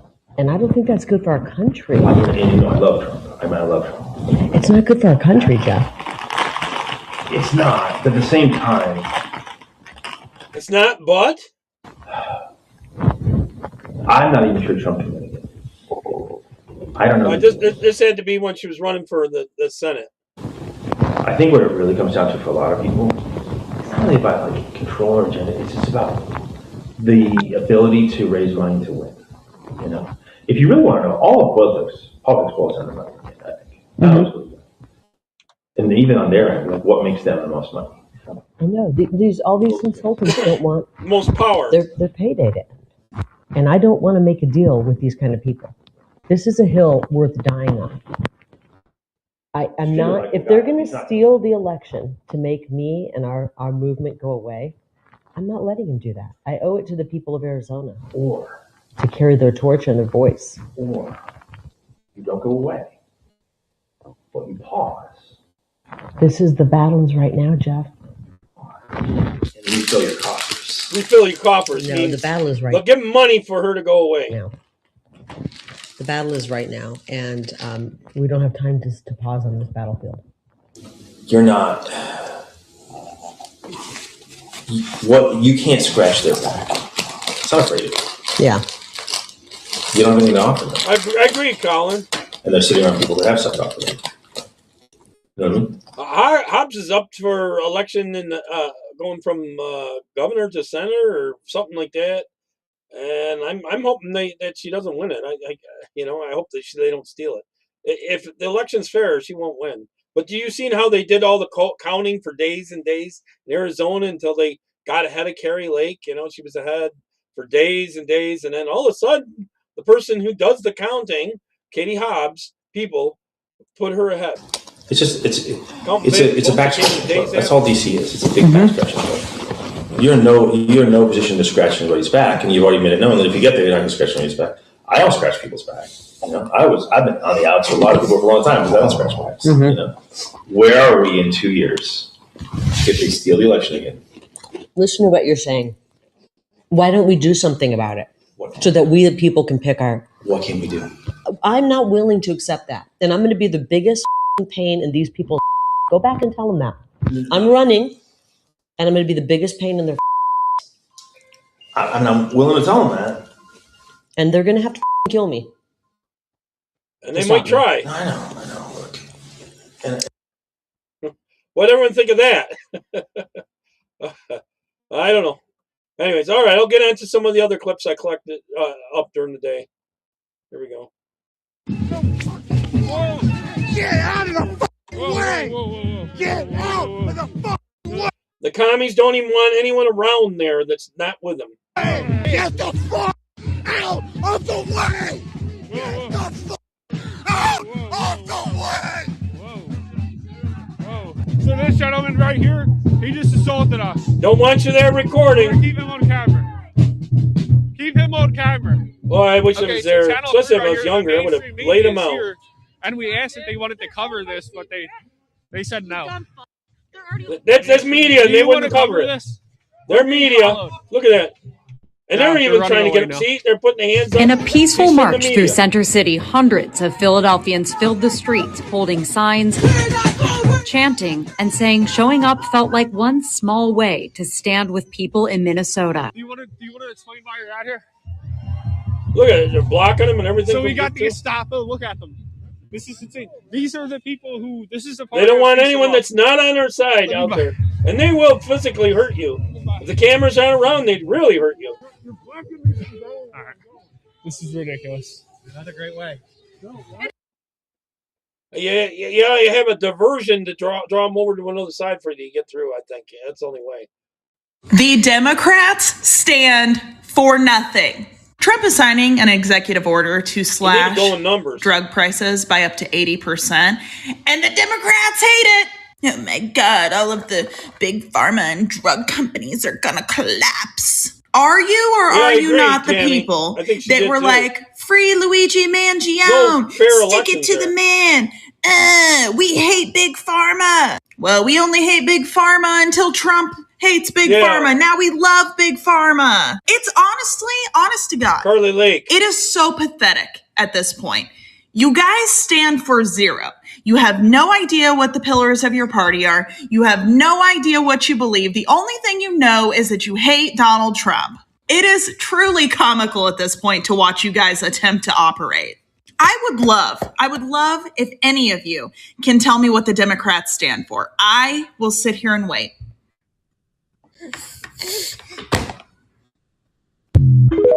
Good luck on that one. All right, here's the Ohio Democrat candidate for AG. Listen to what he says. Hey, Ohio, a Democrat running to be Ohio's top chief law enforcement officer, you know, the one who celebrated the assassination of Charlie Kirk, Elliot Forhan. Let's not forget him. That man is asking for your vote in Ohio to become Attorney General. He publicly cheered the political assassination of Charlie, and he's doing it again. Elliot Forhan, candidate for Ohio Attorney General. I want to tell you what I mean when I say that I am going to kill Donald Trump. I mean, I'm going to obtain a conviction rendered by a jury of his peers at a standard of proof beyond a reasonable doubt, based on evidence presented at a trial conducted in accordance with the requirements of due process, resulting in a sentence duly executed of capital punishment. That is what capital punishment means having Trump put to death. That's what he wants. I mean when I say, and there's Democrats that can't wait to vote for him for this. Say that I'm going to kill Donald Trump. He's openly calling for the assassination of President Trump. This is yet another example of the Democrat Party redefining language to normalize death and violence. I'm waiting for Democrats in Ohio and the mainstream media here to call this out because words and definitions matter. Murder does not become acceptable just because you decide to slap some sort of slogan on it. When a political candidate celebrates assassination, that is not speech. When a candidate calls for someone to be killed, that's not called activism. And when a candidate is cheering the death just because he hates someone's politics, that is not resistance. This is called glorifying murder. Democrats love to redefine terms. They told us riots were mostly peaceful. They told us crime was equity. But now they want us to believe that celebrating assassination is just edgy commentary, that it's somehow funny. Well, let me tell you something. This is not clever. This is not funny. And it's certainly not funny like I don't know, let's go, Brandon. You can't enforce the law while cheering its violent violation. You can't claim a moral authority while excusing death. And you don't get to lecture Americans about dangerous rhetoric while applauding murder. Somebody better call this out, because rebranding violence does not change its definition. The Democrats are on the wrong side of this.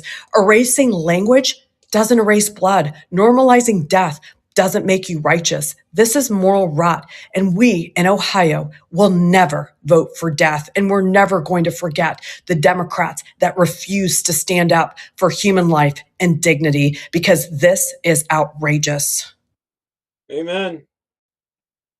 It's in Spanish too. That's odd. This is in Massachusetts. This is a nice facility. Private property, you're trespassing. You have to leave or you're arrested. More fraud. Can I know who it belongs to? Yeah, let's go. You're gonna call 911 already? My name is John Featherston. I'm a former migrant shelter director in Massachusetts. It was the biggest mistake of my life. The biggest mistake of my life. Marianne. You believe Maura Healey should be prosecuted? I believe Maura Healey should go to jail for the rest of her life for the crimes that she's committed, yes. The governor's first priority is to protect the people. Once they came to Massachusetts, because she invited them, she was responsible for them. She's covered up rapes, she's covered up crimes, she's covered up sex trafficking, she's covered up drug dealing. That we're not even talking about the financial piece. At its capacity, I will tell you there were 550 people there. 150 rooms, 4 people to a room. Oh, don't worry, we were paying for all that, every bit of it, plus EBT cards and all that. They were getting room service, but they also had EBT cards. They'd buy beer and then go resell the damn stuff. A year ago, I would have 10 empty rooms, but the state would still get billed $180 a night for those 10 empty rooms. They would still get billed for the meals in those rooms too. So there is a tremendous amount of waste and or fraud. But this is government subsidized housing. There's no other way to describe it. Your taxpayers, the taxpayers are paying for everything that goes inside these 4 walls. So it's not private property. The fact that they're this defensive a year after this has become like a national story because a man, impregnated his own daughter in the shelter, it's quite obviously they got something to hide. So there's a lot of domestic violence inside these shelters. It's a cultural thing. A lot of Haitian men don't have a lot of respect for women, it seems like. So there's often a lot of physical violence. There's a lot of women on women violence in these shelters. So the police would come all the time. When I had reports of like sex trafficking, they would come, drug dealing, they would come, a lot of prostitution in that parking lot. I would talk to police officers and I'd be like, hey, I know this car is not registered. I know it's not insured. What are you going to do about it? Well, if it was you, I'd arrest you. If it's them, I just let it go. Why? Well, the governor wants this, and the governor has come down and given us a mandate that, we don't give the migrants a hard time, and we don't, that governor could come down on the cop if they did anything. Arrest them because they don't have driver's licenses. We just give them stern talking to. You don't know what's going on because the legacy media is quite obviously afraid of the governor. The governor has told them, don't report on this. You don't see these stories by the local media. You only see them by the national media. And guys like you, doing the real journalism. We've lost our way. We're not taking care of veterans. We're not taking care of low-income seniors. But we're giving everything free to migrants. Illegals. Don't use that word migrants with me. I don't know. All right, Texas. This is Texas, John. This is what's going on with foreigners in Texas, creating fake businesses in Texas. Well, forget Somali daycare centers. Another major scam has been revealed in the United States, in Texas in specific, and possibly the rest of the country. Overseas fraudsters are allegedly exploiting something called the H-1B visa, which allows employers in the U.S. to hire and sponsor foreign nationals to fill jobs requiring a bachelor's degree or higher. But all you need to do to get in on this, apparently, is set up a business at a home address. And there are allegations that foreigners are using these home addresses to create fake businesses and fake job postings to bring in their overseas buddies. It's all been exposed by Blaze TV host Sarah Gonzalez. Have a look at this. I was wondering, I was just looking for more information on Quibbit's technology. Can you call cops? Yeah, sure. I would love for the cops to come out here. I just have some questions about the H-1B visa workers workers for your company in here. Do they work out of here? No. Well, Well, I'm pleased to say that the Blaze TV's Sarah Gonzalez joins me right now on the program. Sarah, welcome to the program. Explain some of this to our viewers here. What is an H-1B visa, and how does this scam work? Yeah, thank you so much for having me on to talk about this very important issue that's happening here in the United States. So the H-1B visa was designed for people from certain other countries to come here to this country if they have a very special set of skills, like say, very, very highly developed engineers, software engineers, very high tech, elevated senior management people. This was designed specifically for people with that unique skill set because the idea is, hey, we can't find American workers. We need to import these people to fill American jobs at high levels. But what's ended up happening is that this H-1B visa program that was intended for good is now, of course, being abused by people who want to bring their friends, their family, and by people who, in this particular man's case, I worry that he is what they call a body shop. So a body shop are people who act as consulting companies, bring in a bunch of H-1B workers and farm them out and take a portion of their money that they are making. It's a really, really nasty scam. But unfortunately, the fraud that we've uncovered is just the tip of the iceberg. We started finding so much information here in the state of Texas that we decided we've got to do a multi-part expose just going around and exposing all of this potential fraud that is really happening right in front of our eyes, and nobody seems to be paying attention. And Sarah, this whole debate about skilled visas, we have the same thing here in Australia, where people are worried that you're bringing in migrants to take jobs of unless you local workers. stop it, it's going to I get have heard even that worse. these H-1B visas It's have gonna been get worse devastating unless to we stop people it. who say have computer science degrees and things of that nature because they keep getting undercut by foreign workers, and corporations absolutely love these things. Yes, you're absolutely right, because they can get these foreign workers. They think that they can get them at a lower rate. And of course, these workers it's kind of like a new slave that they're importing because they know that these people are beholden to these companies. They want the H-1B. They have to do exactly what is told to them so that they can continue to keep that H-1B. It's a really, really nasty thing that they're doing. I'll give you a few others as well. I was going through a database that listed all of these H-1B jobs that were out there for people to apply to. And I started noticing something very interesting. What I started noticing is that there were a lot of elementary school teachers. There were a lot of middle school math teachers. There were a lot of bilingual teachers. There were a lot of, in fact, I even found one at Texas A&M University for an athletic trainer. I refuse to believe that we don't have Americans that are able to fill these jobs. It's these people that are exploiting the system. They're abusing the system. And as you pointed out, there are a lot of people in computer science that are very upset. We set up an email address for people to send tips to, and we started receiving a flood of tips that were coming into our email address, and people were saying the same story time and time again.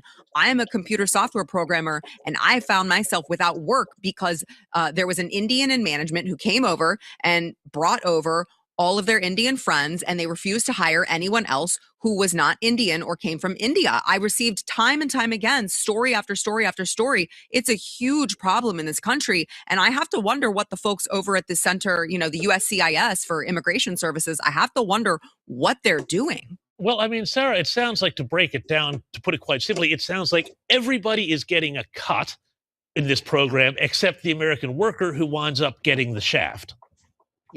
Yes, you're exactly right. You're absolutely exactly right. And as much as I support President Trump and his second term, and as much as I am so grateful to God that we are blessed with another term of President Trump, we need answers on this. We need a federal government that will take control of this. Many people who are outside this country see what's happening with illegal immigration, and they think, oh, well, they're taking care of it. They're taking care of the immigration problem.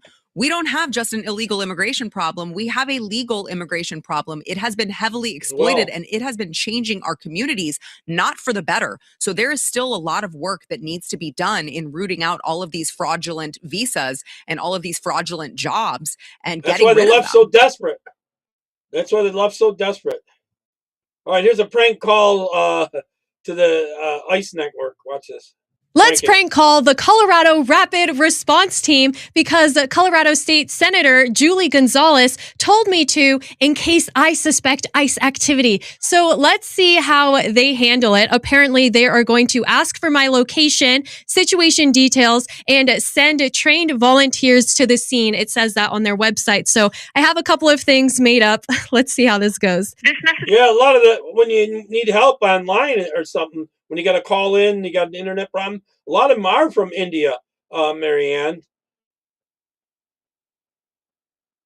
Yeah, I know. When there's none, I was wondering if anyone heard when it was going to maybe happen. To repeat in English, se ha conectado con la línea directa de incidentes de ICE en Colorado.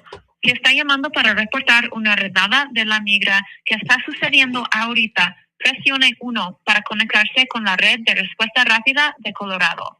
Para reportar su historia. There's leftists manning these phones. There's no English version?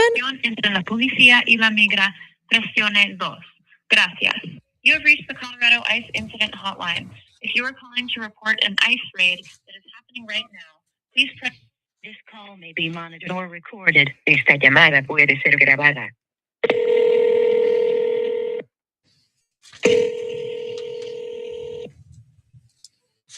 Someone said it might go down February 1st in a few days. Hi, I was calling because I wanted to report what I'm I'll not still be here on 100% sure Rumble. if it is an ICE raid or if it's like I'm not really sure what's going on. So, but I just thought it would be good to call in just in case. Okay, what area are you calling about? I'm in Aurora. Change the light bulb. Yeah. Are you near the Mercado on Walnut and I have an incident there, I think. There's a see if I can get up real fast. Near Walnut and like 11505 East Colfax area. I don't know if it's I'm on Colfax, but Colfax is like so big, you know. Is it? Yeah. Is there like a black unmarked vehicle? Well, yeah, there's lots of those, but I'm sorry, but Moline and Colfax, are you near there? Yeah, I'm in the area. Yeah. Okay. Yeah, we saw there was a report of some unmarked vehicles near Mercado there, so we're sending confirmers there right now. Oh, okay, good. Because I didn't know if I should just stay put or if I should like go out. This hasn't happened. Like I've never witnessed it before, so I don't know what to do. Yeah, you did the right thing calling Right, us. Marianne. We are sending confirmers there. Are you part of the network? Are you a trained confirmer? My mom just gave me this like number, and so I haven't had any previous. Okay, cool. Don't worry about it. We've got some folks who are headed there right now, and they're gonna kind of canvass the area and figure out the facts. They're going to Okay, so I should probably just maybe stay back, or should I warn the help out illegals. anyways? See, officer, if you want to send me a picture, I could definitely take a picture. Okay. Do you see officers doing something in particular? It seems kind of like they're put in their cars for the most part right now. I did see a masked man walking around. Okay. A masked man, though. You know, you could flood their systems and overflow it with making prank calls to them and all that kind of stuff. Is he wearing like tactical You could gear do of any that. kind? Yes, yeah. Sabotage their systems. Yeah, if you want to stay put and kind of observe. Okay. That might be good. Okay, yeah, because I'm kind of too far to get plates. I don't know if you guys were already able to get plates, but I mean, I can try to zoom in, but it's just not really the right angle, you know? Yeah, sure. If you want to get a picture plates, that would be great. Okay. All right. Okay. Well, I'm glad that you guys are on it. Is there any way that you can contact me back just in case, like, I don't know, you need anything else more from me since I'm here? Sure. Yeah, we can give you a call back. Yeah. Okay. All right. Awesome. Thank you so much. Thanks. Bye. Dude asked me if I was a trained observer. Based off of the city that I was in, he knew of other ICE operations that were taking place.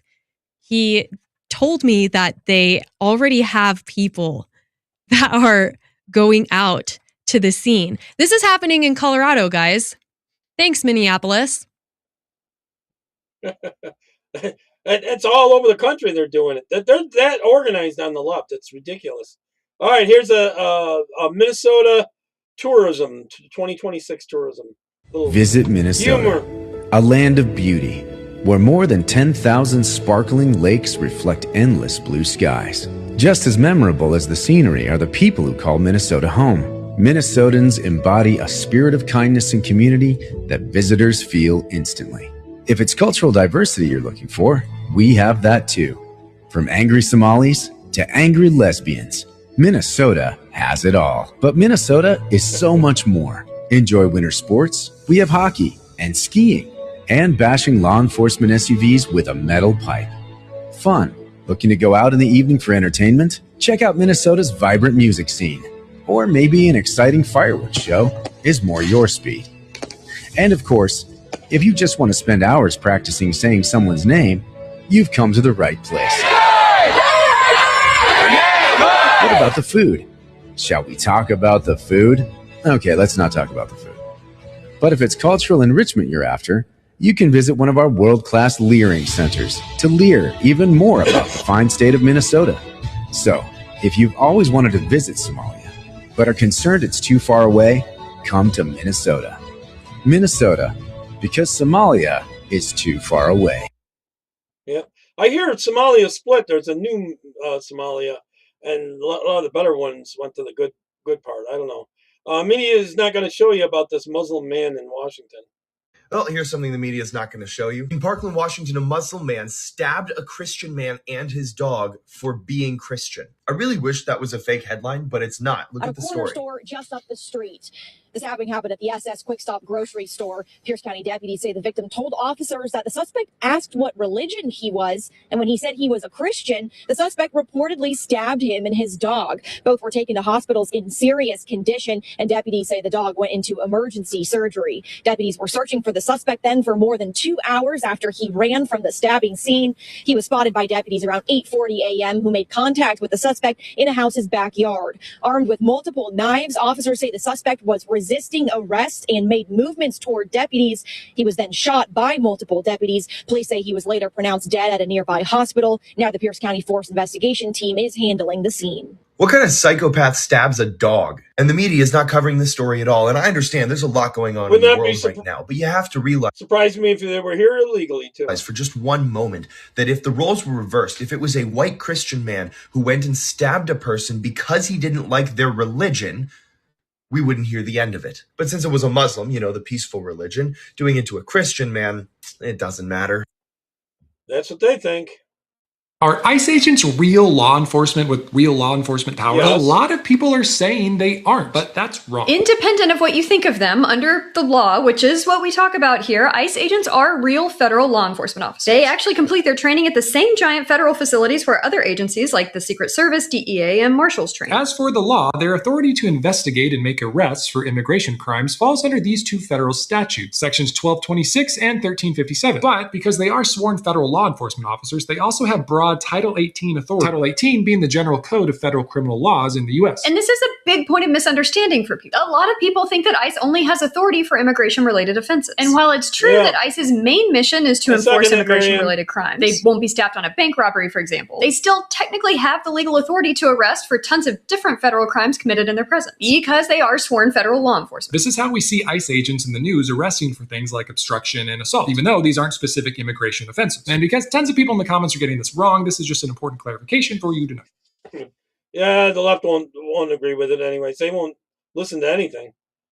You know, it honestly doesn't surprise me that left-wing terrorism This is a walkaway person. is on the rise, because all the modern-day left does is dehumanize their opponents. Their rhetoric is more harmful than I think they realize, because every time they get into a disagreement with someone, their first reaction is to call them a racist, a fascist, a bigot. And half the time, they don't even know what those words mean. For example, they called Charlie Kirk a fascist. What do fascists do? They kill people who disagree with them. What did Charlie Kirk do? He gave a microphone to people who disagreed with him. When you dehumanize people that disagree with you, violence happens. And as Charlie Kirk said, when conversation stops, violence happens. And the thing that I think pisses most of us off is that they will never take accountability. That's why they silenced Charlie Kirk, because the young was moving to the right. All they can do is blame anyone but themselves. All they say is, oh, January 6th, January 6th. By the way, January 6th was staged. And the thing is, they don't just dehumanize like politicians or President Trump. They dehumanize people like me, people with what, less than 100, less than 90,000 followers. I've been told I deserve to. And I've also been told that I should get deported back to Mexico.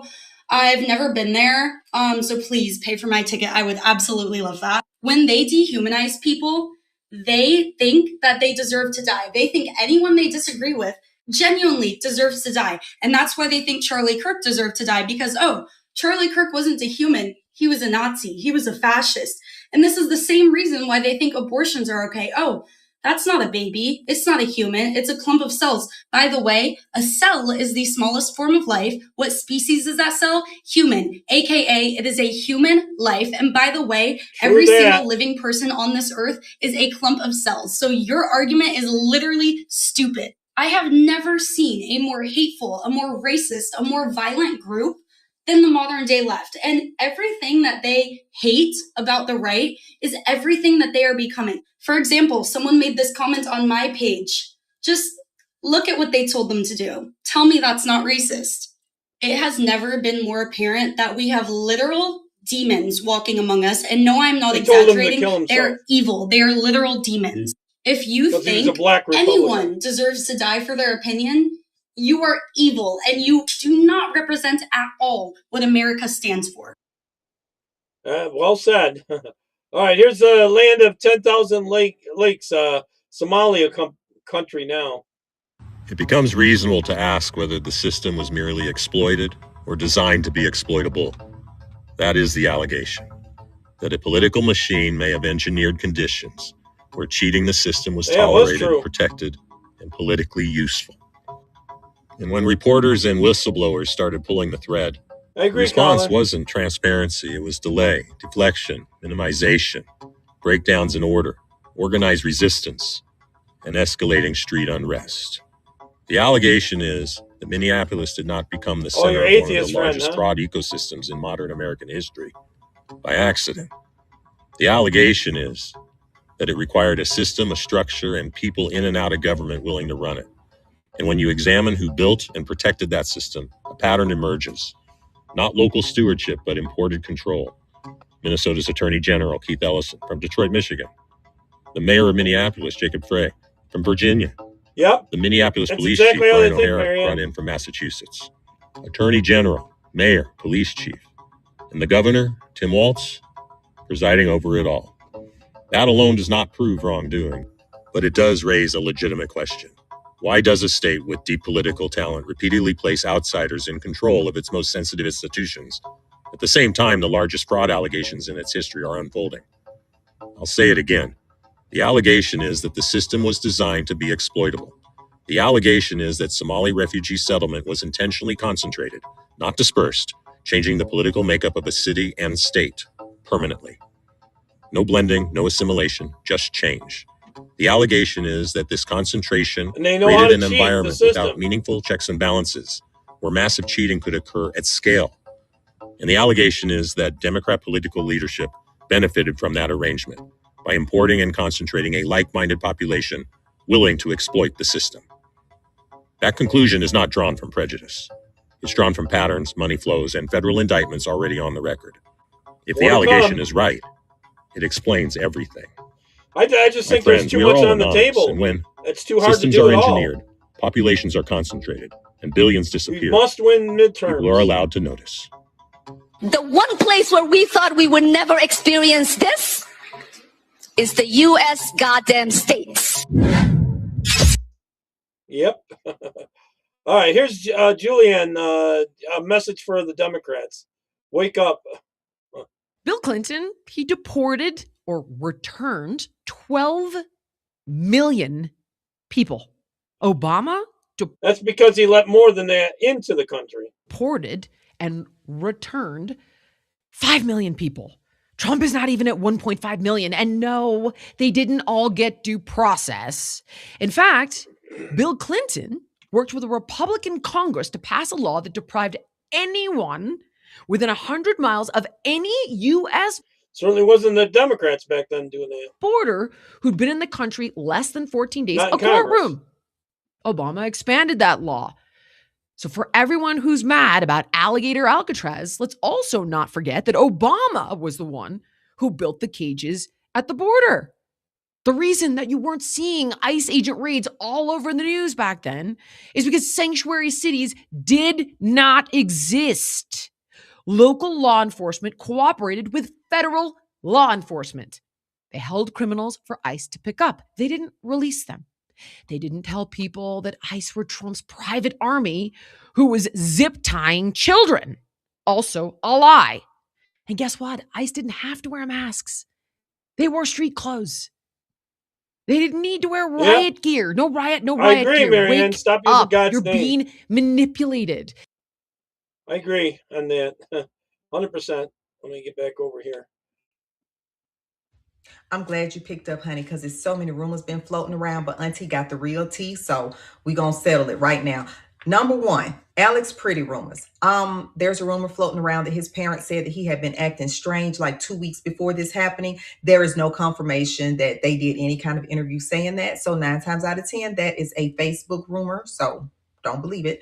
But I can give you the official tea on him.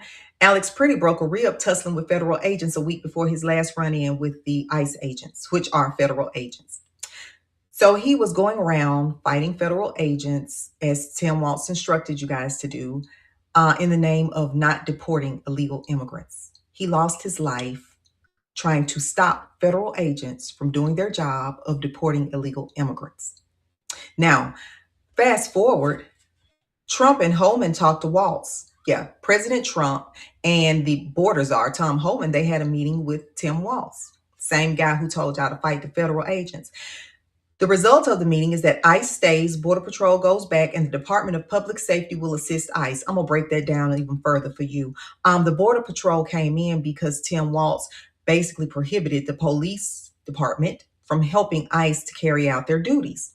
Well, Border Patrol came in, things went kind of haywire, miscommunication, people getting jacked up left and right. And he had a meeting with Trump and he basically said, okay, if you pull Border Patrol out, I'm going to let the police help ICE and they can go ahead and do what they got to do. So you guys have lost your lives, your limbs, and your livelihoods fighting for illegal immigrants just for Tim Waltz to double back and say, it's okay, ICE can go ahead and do their jobs. What did you lear, people? Tell me. Lear? What did you lear? Nothing. Other news. There's a rumor out that Gregory Bovino has been relieved of his role as commander of U.S. Border Patrol. That is a rumor. Now, the top Department of Homeland Security official, Tricia McLaughlin, said, no, he has not been relieved of his duties. He is just fine. He's going back home out of Minnesota, and he's probably set to retire soon, and he's not going to stop doing his job until retirement. In other news, Democrats are threatening a government shutdown, another government shutdown, if the White House does not stop deporting illegal immigrants. I'm going to say that again. The Democrats are threatening to affect your livelihoods, your government benefits, your jobs, everything, just because the White House won't stop deporting illegal immigrants. Did that sink in yet?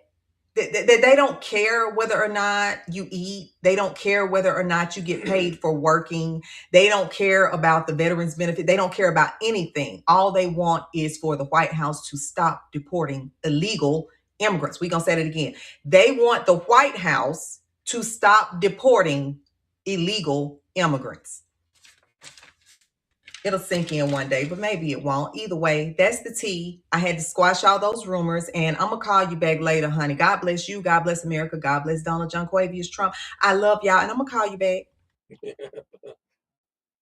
I was basically raised on bananas and rice, okay, in a Somali daycare, which was very formative, and people don't get that that's like culture and nutrition. So when I speak from... In light of recent conversations, we are proposing a pilot program to transition public school lunches to bananas and rice. Huh? Wait, what? This is about inclusion. This is about listening. And frankly, the people are demanding like bananas and rice. Excited to announce new product, bananas and rice, available at select Walmarts nationwide. Is it true that's really what they like eating? Wait, are these all empty? Every single one. No way. This can't be real. Bananas and rice, gone. Guys, you're seeing this like there's nothing, just cardboard. Look, this internet guy is simply wrong. We have strict oversight. They looked in the boxes before they were filled, and I can assure you, so clearly, nothing happened. So the bananas and the rice, they were stolen. We don't know by who. We don't know when. He lost They're his just homework, right? Gone. Hey, why are you standing there looking? We're busy, okay? We have bananas, we have rice. You don't know what we are doing. Yes, go mind your own business. We unload, we load, finish. That's all. Why you keep staring? You think it's funny? We have bananas, we have rice. I am isn't just bananas and rice. People think it's simple, but it's deeper than that. It's culture, it's history, it's identity, and yes, it's like bananas with rice. Ridiculous. That's not how we rehearsed it. Nobody's going to believe this was real.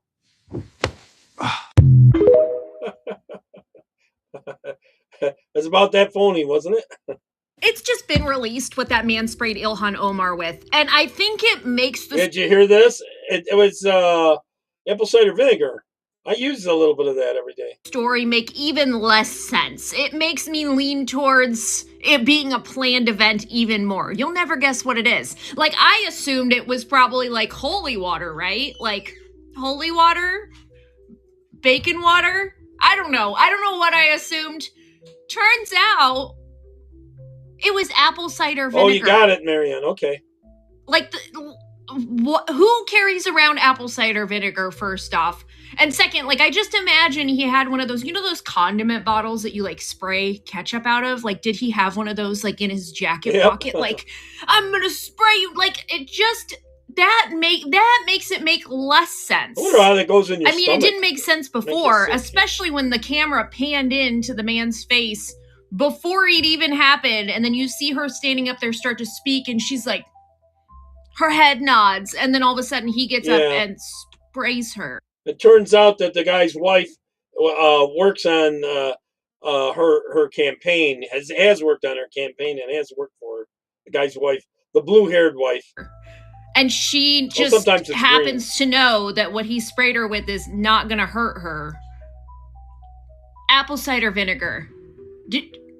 What? Let me know your opinions. Yeah. Minnesota has been in partnership with Blue Cross Insurance. Oh, this is big. NGO. The whole scam is part of Blue Cross and Blue Shields, and probably some other companies. And leftist government officials in committing fraud. Why?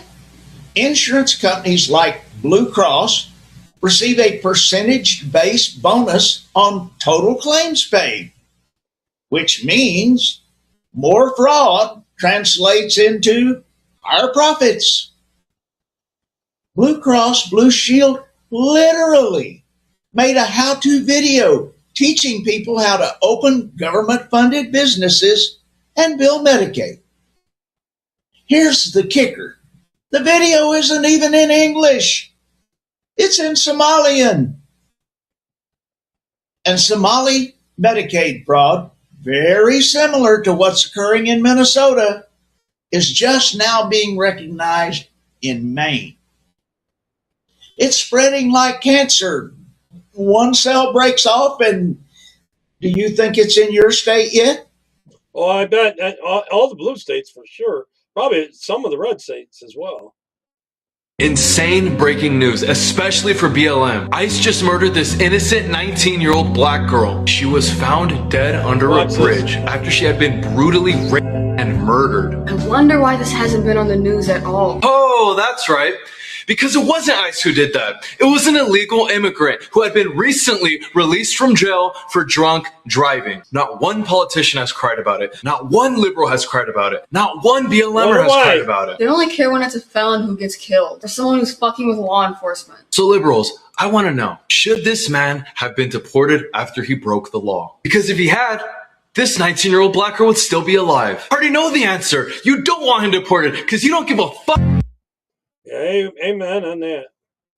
This is a moment the news movement filmed on January 13th in Minneapolis, showing a man who appears to be Alex Preddy interacting with federal immigration agents 11 days before Border Patrol shot and killed him.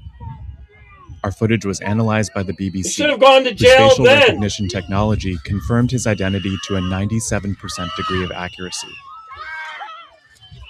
On the morning of January 13th, our team received a tip that federal agents were blocking a street at the corner of East 36 and Park Avenue in Minneapolis.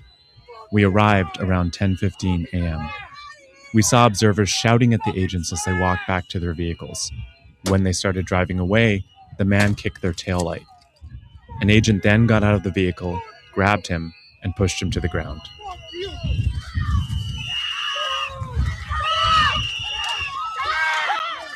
They're like a bunch of kids' tantrums, you know? During the altercation, agents fired tear gas and pepper balls into the crowd. They continued to hold the man down before they retreat and he walks away. They should have arrested him then, making him spend some time in jail. The man in our footage is wearing a similar outfit to what Preddy was wearing on the day he was killed. What appears to be a gun is also visible above his waistband.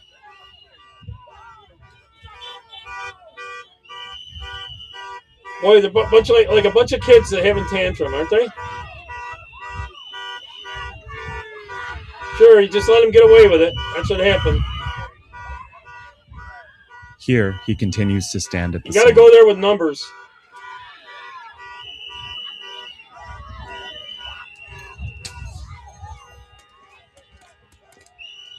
On the day he was killed, the Department of Homeland Security claims Preddy, a 37-year-old ICU nurse, A lot of these are white approached liberals. officers holding a handgun. That claim has been contradicted by analysis of bystander videos from multiple news investigations, which concluded that Preddy was holding a phone, not a gun, when he was pinned to the street.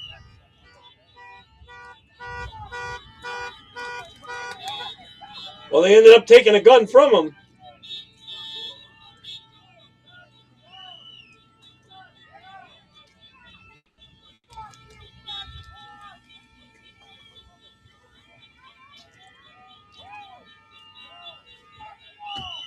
Shortly after the altercation we filmed here on January 13th, federal agents drove away.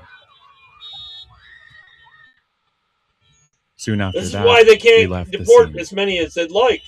It's cutting it way in half, you know, way down. Probably about a quarter of what they could normally do. It's a similar video. What the fuck is wrong with you? Every decision you made in your life is fucking wrong. Look at you, pepper spray bitch. Look at you, something, motherfucker. Fuck you guys. Fucking trash. Fucking trash.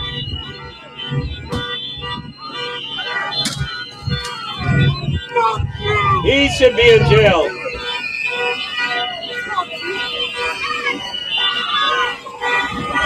That might be a cop's vehicle.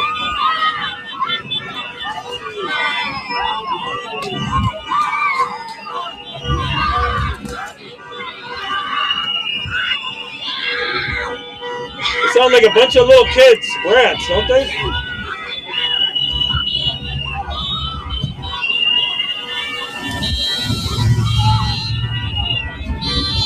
They didn't take him to jail, and that's the problem. That's why he was out later. They should have taken him right to jail then.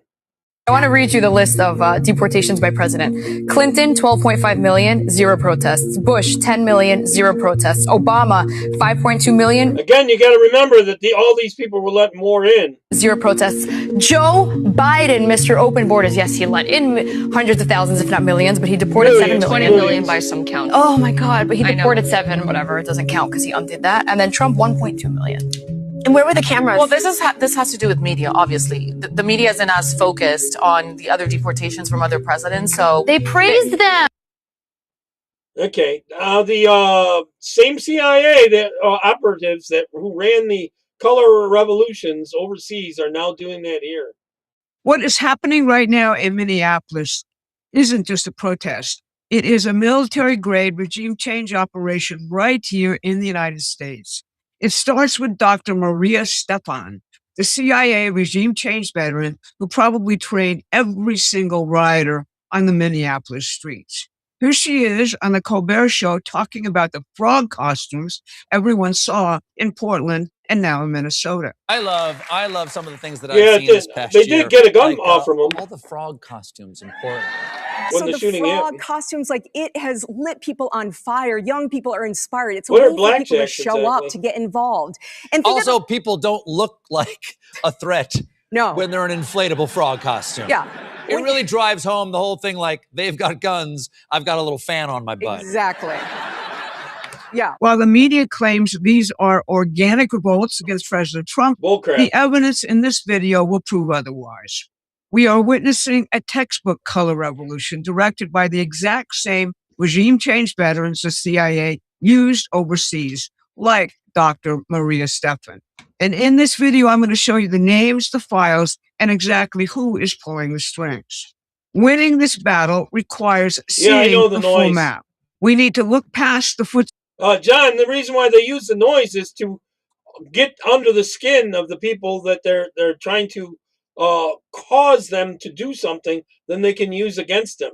It's part of the color revolution. Soldiers on the street and identify the captains and lieutenants, the people trained in regime change operations under Barack Obama and Joe Biden. And we need to open the files of the National Endowment for Democracy, USAID, and the U.S. Institute for Peace if we're going to solve this. I'm Barbara Boyd. I've followed the NED and its offshoots ever since Ronald Reagan first called for a, quote, global infrastructure of democracy in his 1982 speech to the British Parliament, a speech that laid the groundwork for the very apparatus now turned inward against us. Today, I'll break down Mike Benz's new report on how these tactics are driving the chaos in Minneapolis as part of a seditious conspiracy to overthrow President Trump. Then I'm going to expose the NED's role in color revolutions. Then finally, I'm going to tell you how we defeat it. But before we dig in, please like and share this video. It's the only way to break through the algorithm. In her Monday update on this channel, Susan Kokinda pointed to USAID veteran and Minneapolis Emergency Service Director Rachel Sayer as representative of the former U.S. and British-sponsored color revolutionists deployed now against President Trump. As a reminder, here is Sayer's admitted background and seditious rhetoric from last Saturday. My background is an international humanitarian response in conflict zones in Yemen, Haiti, Syria, Iraq, and Ukraine. What I've seen here is what I've seen there. A powerful entity violently and intentionally terrorizing people. And yesterday, investigative reporter James O'Keefe released a shocking video showing the deep levels of funding and training of the street rioters in Minneapolis. O'Keefe says that the people on the streets are from a highly trained network of NGOs and unions like the SEIU and Road to New York, who receive direct and indirect U.S. government funding. I'm trying not to play another Most importantly, he says they are willing to kill and die for their cause. Yeah, it's pretty terrifying, and the reason why is because there's no one there to help. Like, there's no police. The police have stood down.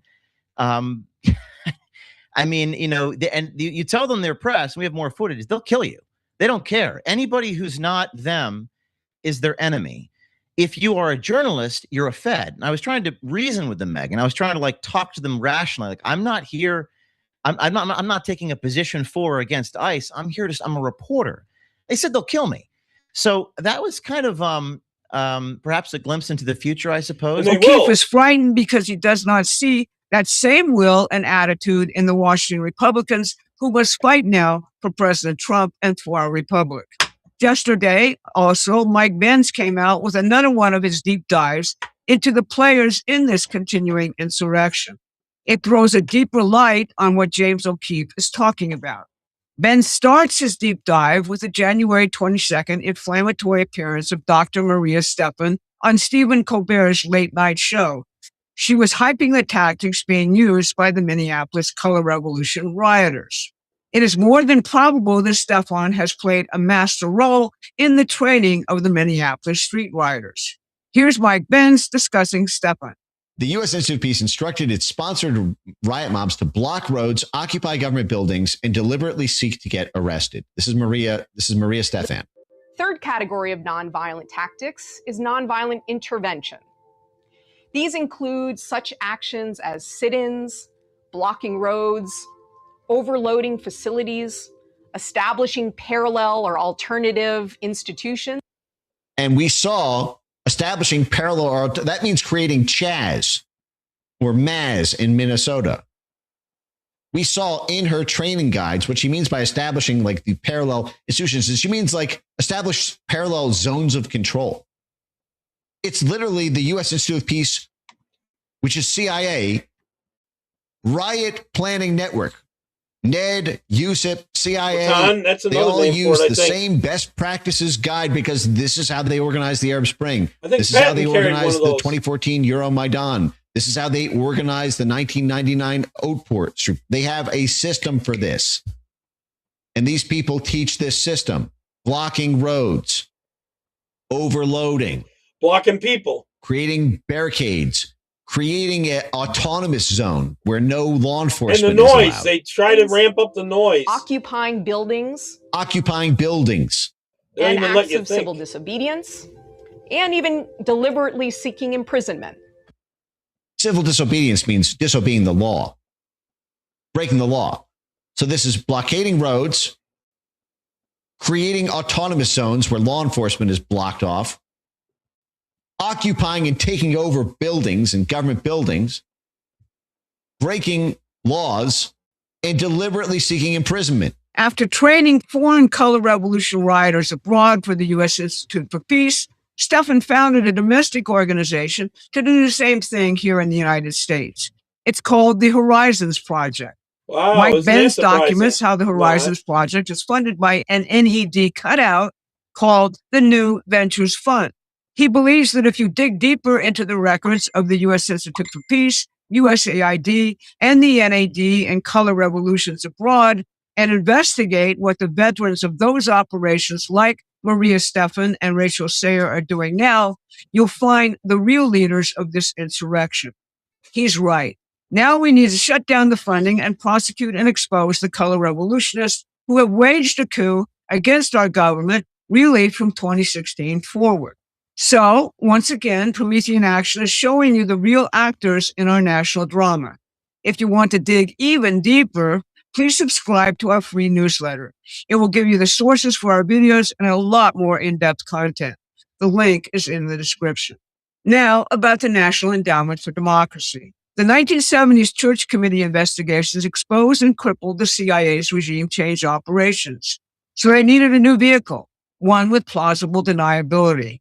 Enter the National Endowment for Democracy.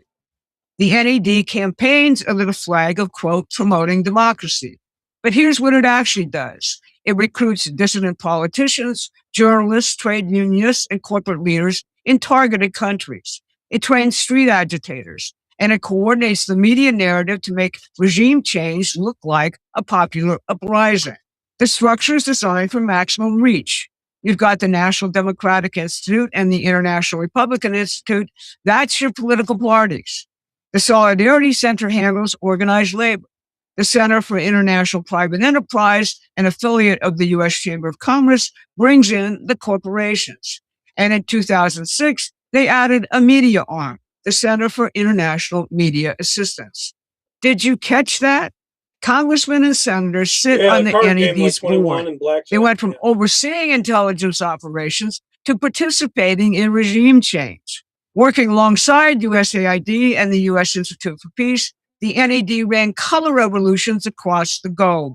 The Arab Spring, the Maidan coup in Ukraine, and George Soros' Open Society Foundation, the Ford Foundation, the Rockefeller Foundation, they all work directly with the NED, providing funding and receiving government grants in return. And then came 2016. With President Trump's election, this entire apparatus was deployed here against the American people. Censorship, controlled media narratives, total social media manipulation. The same playbook they used to overthrow foreign governments was turned inward. Now, President Trump has reorganized and defunded both USAID and the U.S. Institute for Peace. But Congress has refused to touch the NED.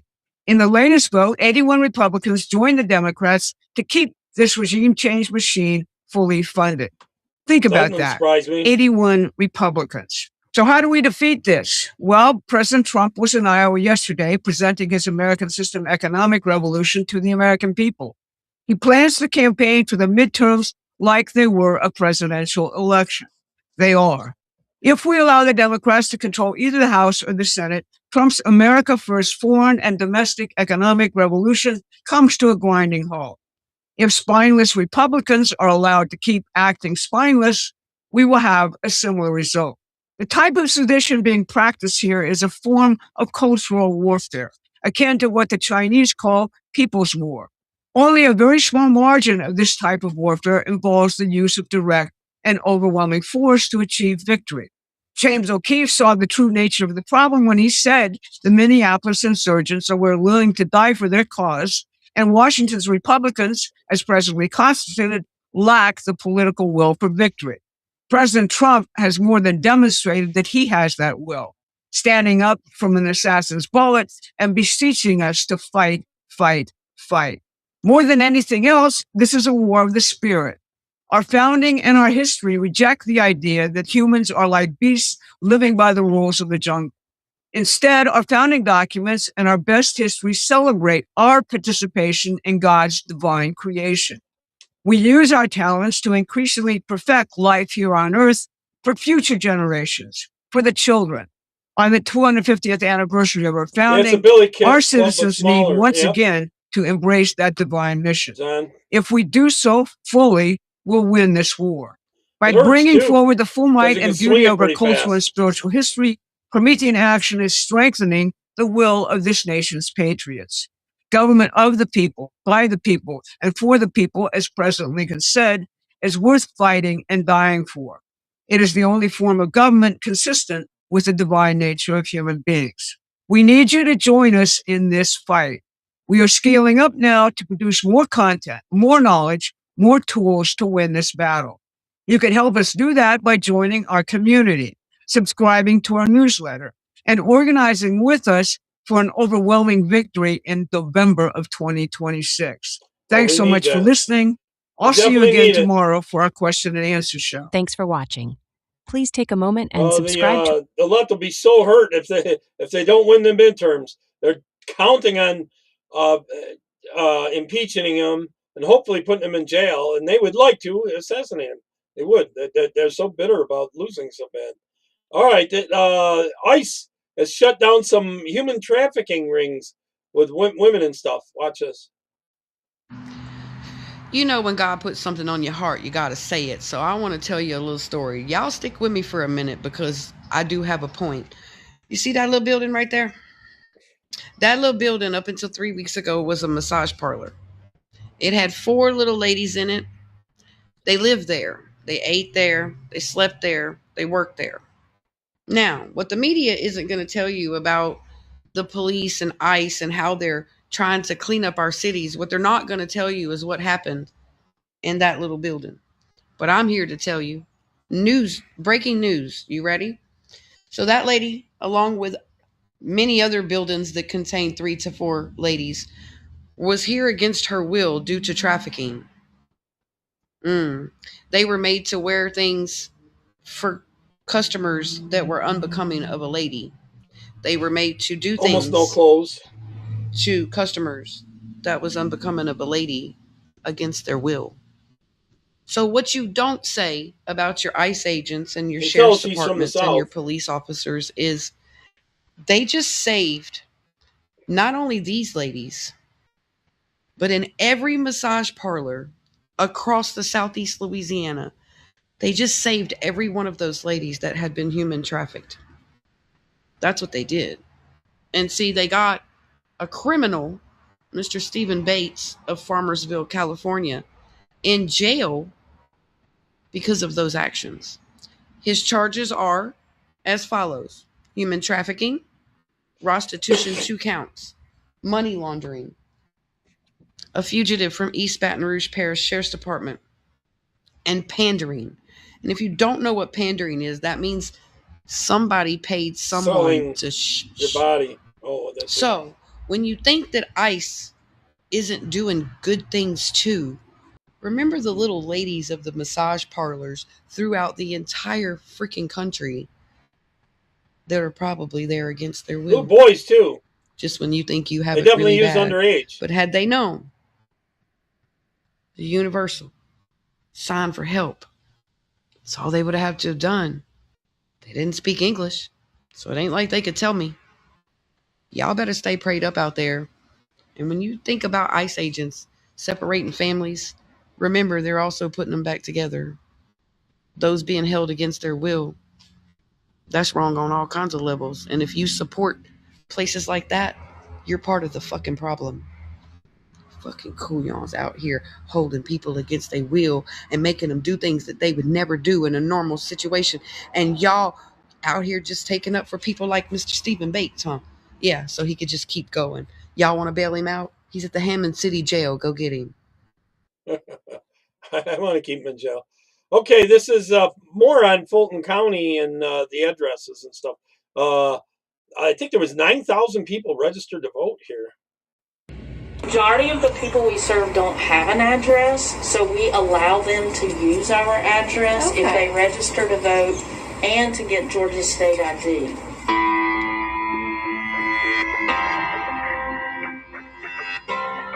$9,000 people registered there.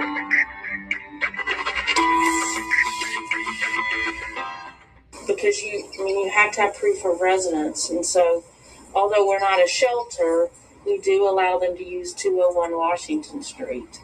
So I can't even begin to tell you how many people have that address on their ID. And we've never run into any problem with that until this election. And one of our board members got wind that they thought we were doing things not on the up and up because so many people have the address. But we've not heard any repercussion from it since. So, but it's just a way to, people have to have an address. And, that's understandable. The only way they can get ID, which you've got to have to do anything else, is to have an Yeah, address. smack them So one. we allow that. The left We've could done use that it. for years. Look at all those people listed at that address. They're all voting. Not real people, probably. Just keep scrolling down and scrolling down. Now here's another address.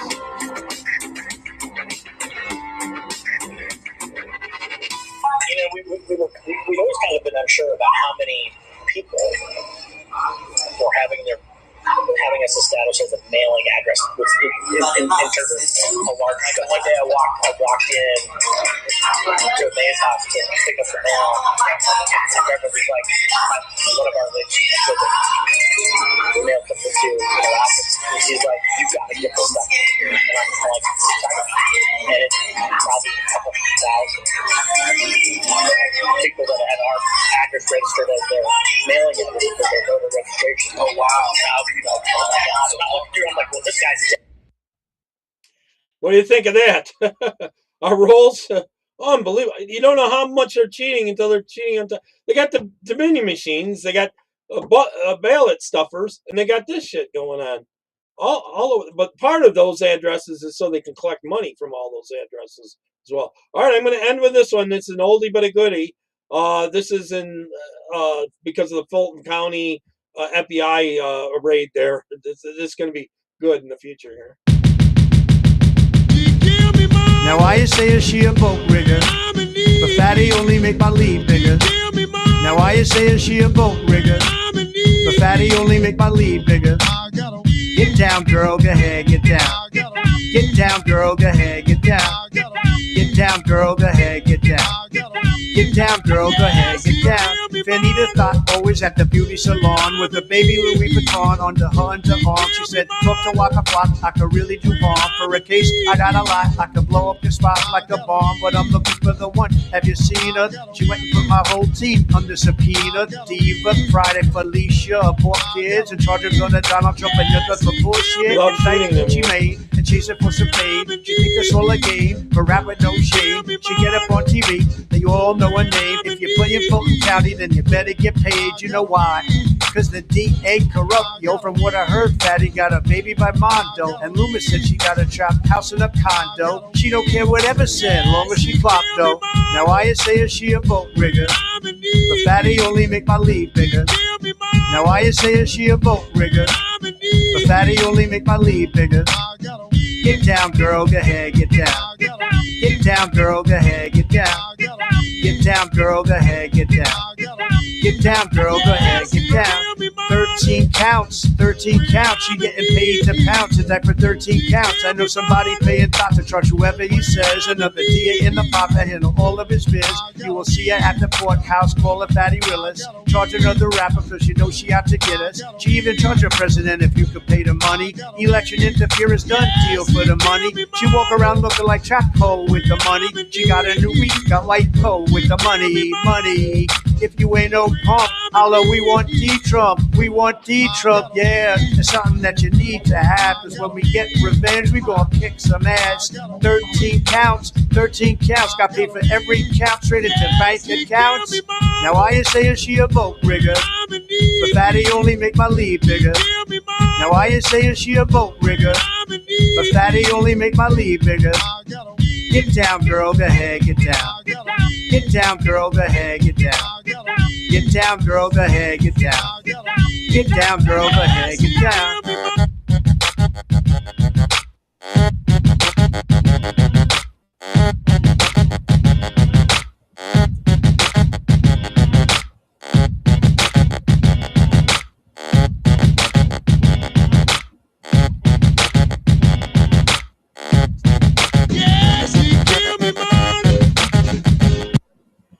Okay, everyone, I should be on tomorrow about 4 p.m. Eastern, barring anything big happening or anything. Okay, so much to cover going on. I have even more videos, but I end up doing about a 6-hour video that way and all that. All right, take care. God bless. Bye-bye.